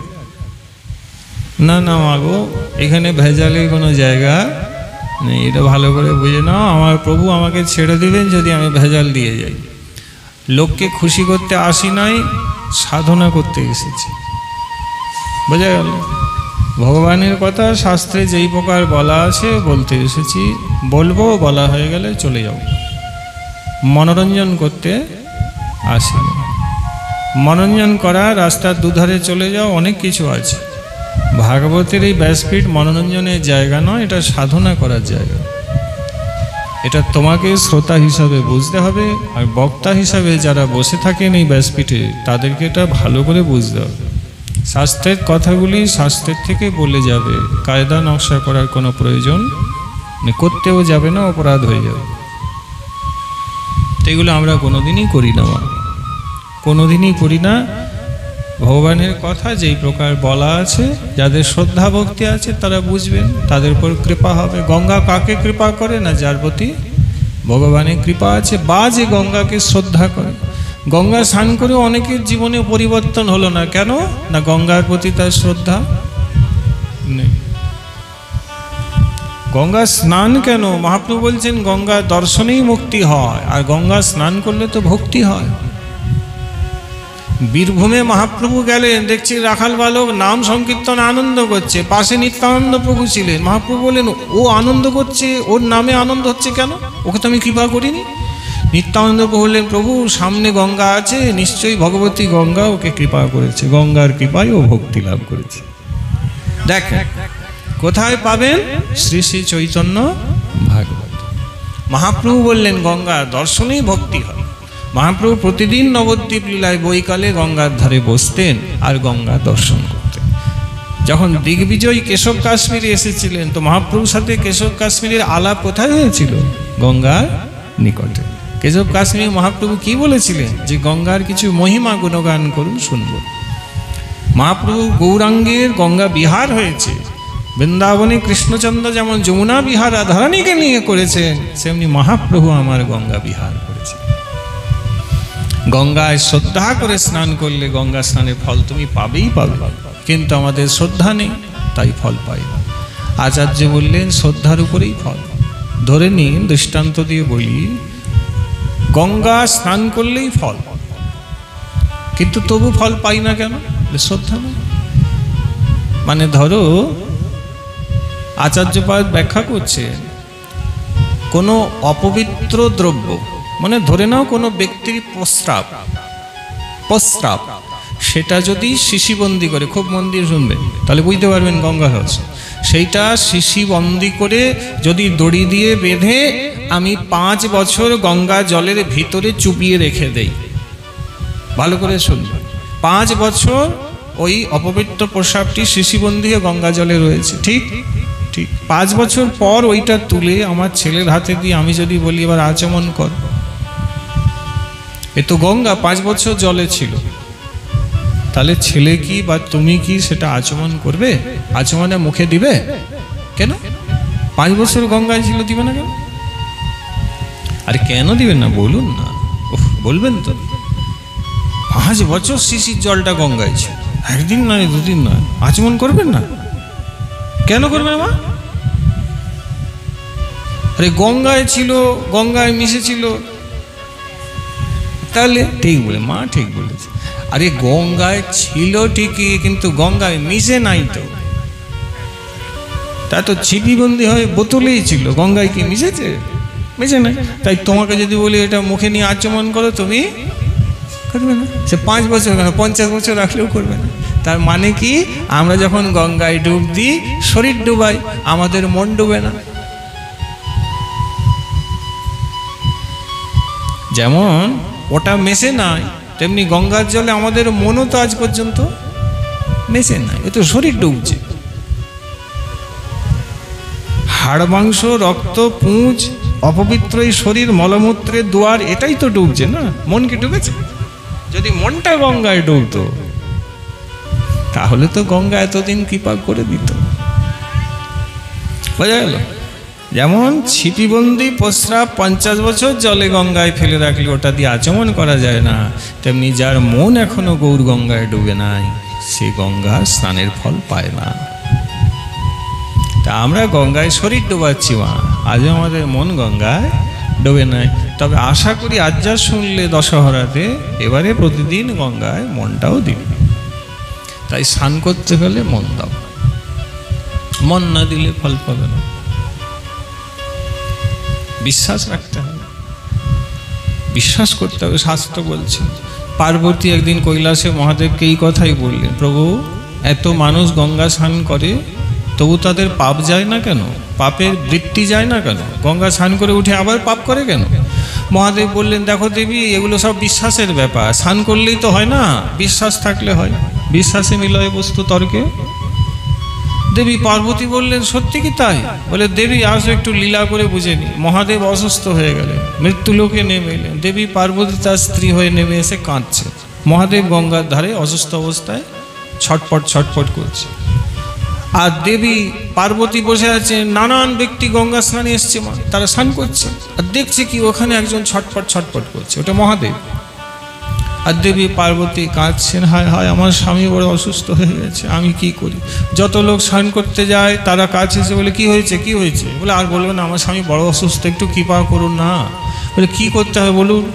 দেখুন আমার স্বামী বহু পাপ করেছে, সেই পাপে অসুস্থ হয়েছে, আপনারা যদি আমার স্বামীর পাপটা নিতে পারেন তাহলে আমার স্বামী সুস্থ হয়ে যায়। কেউ একজন আমার স্বামীর পাপটা নিয়ে নিন না, তাহলে আমার স্বামী সুস্থ হয়। এই যেই শুনেছেন সবাই পাপ নিতে হবে, এই ঠিক বলেছে। যে যা কেটে পড়েছে বলে, ওরে বাপরে বাপরে, আমি কেন পাপ নেব? তার পাপ আমি কেন নিতে যাবো? কেউ নাই, সব পালিয়েছে। আর মহাদেব তো লীলা করছেন, দেবী পার্বতীতে কেউ পাপ নিল না। এক ব্যক্তি বয়স্ক, তিনি গঙ্গা স্নান করে যখন এলেন, তিনি ওই একই কথা বললেন। বলে, পাপ নিতে হবে? বললে, হ্যাঁ। বলে আমাকে দিন, আমি আপনার স্বামীর পাপ। দেবী পার্বতী তখন বলছেন, পাপ নিলে আপনি পাপী হয়ে যাবেন, এই কষ্টটা কিন্তু আপনাকে পেতে হবে, আপনার ভয় করছে না? তখন ওই বৃদ্ধ কি বললেন জানো? বলে ভয় কেন করবে, পাশে তো গঙ্গা আছে। পাশে আপনার স্বামীর যাবতীয় পাপ নিয়ে যদি আমি গঙ্গায় স্নান করি, গঙ্গা তো আমাকে আবার পাপ মুক্ত করে দেবে। অমনি সঙ্গে সঙ্গে যেই তত্ত্বটি শুনলেন, মহাদেব তো লীলা করছিলেন, সঙ্গে সঙ্গে দাঁড়িয়ে বম বলে দাঁড়িয়ে গেছেন। মহাদেব আশীর্বাদ করলেন, বৎস, গঙ্গার মহিমা একমাত্র তুমি জেনেছো। এরা যারা স্নান করে এরা কিছুই জানেনি, এরাও যারা গেল অথচ আমার পাপ নিল না, এরাও এই একই কথাটা বলতে পারতো। বাস্তব তো তাই, কোটি কোটি পাপ থাকলে গঙ্গা স্নান করলে সেই পাপ চলে যায়। এরা আমার পাপ নিয়ে এরাও এই একই কথা বলতো, এরা এই জন্য বলেনি, এরা শরীর নিয়ে গঙ্গা স্নান করছে। আজও গঙ্গার প্রতি এদের কোনো ভক্তি বা বিশ্বাস হয়নি। তোমার হয়েছে, কাজেই তোমাকে আশীর্বাদ করলো। সত্যি এটাই ফল। তাকে মহাদেব দর্শন দিয়ে কৃপা করে চলে গেলেন। বক্তব্য এই যে মা, গঙ্গা আছে, তার মহিমাও আছে, কিন্তু গঙ্গার প্রতি আমাদের শ্রদ্ধা ভক্তি বিশ্বাস নেই।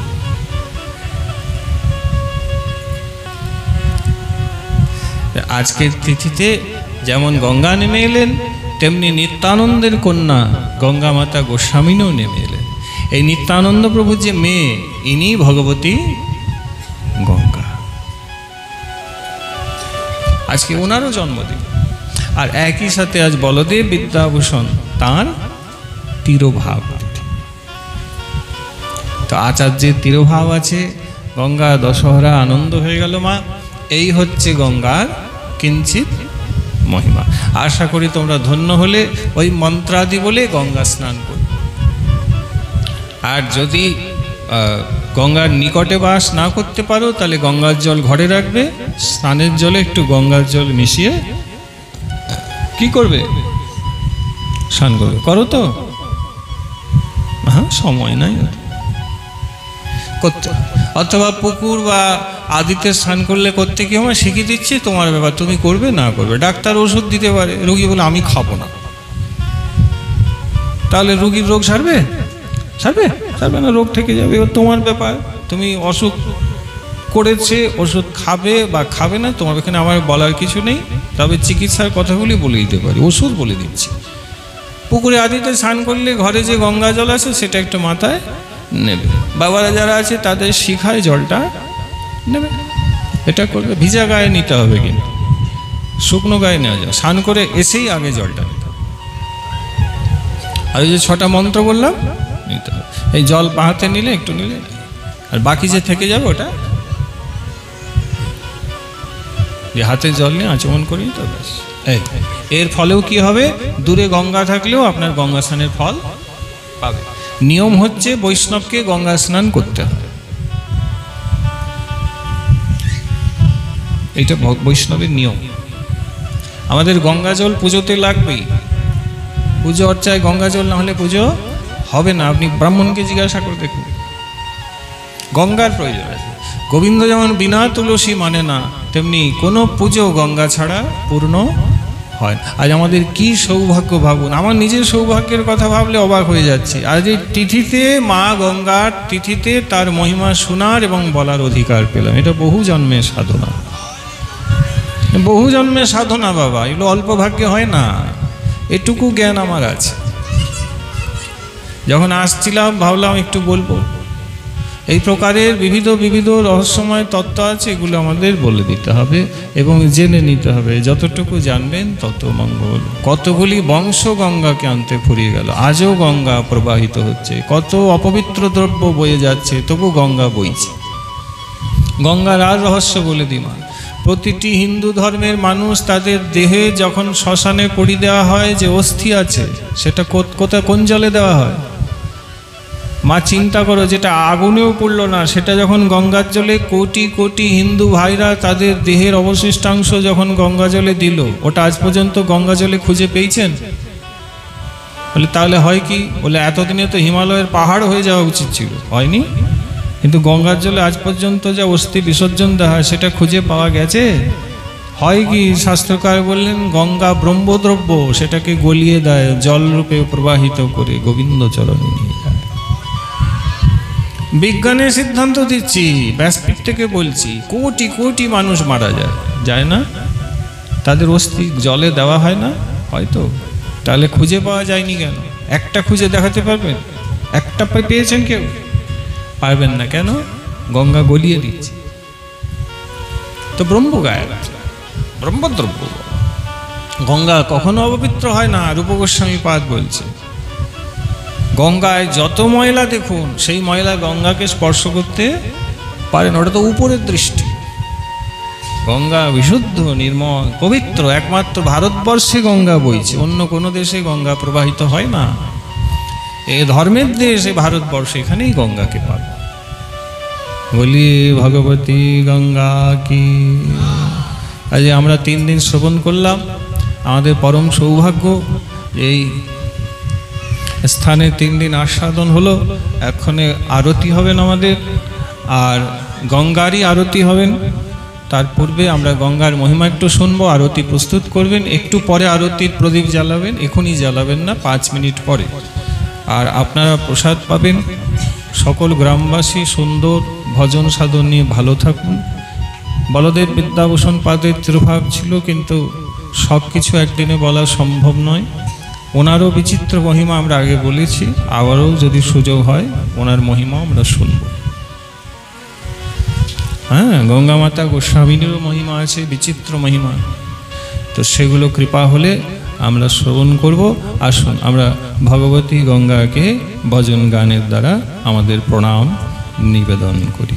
জয় জয় শ্রী হরে কৃষ্ণ হরে কৃষ্ণ কৃষ্ণ কৃষ্ণ হরে হরে, হরে রাম রাম রাম হরে হরে।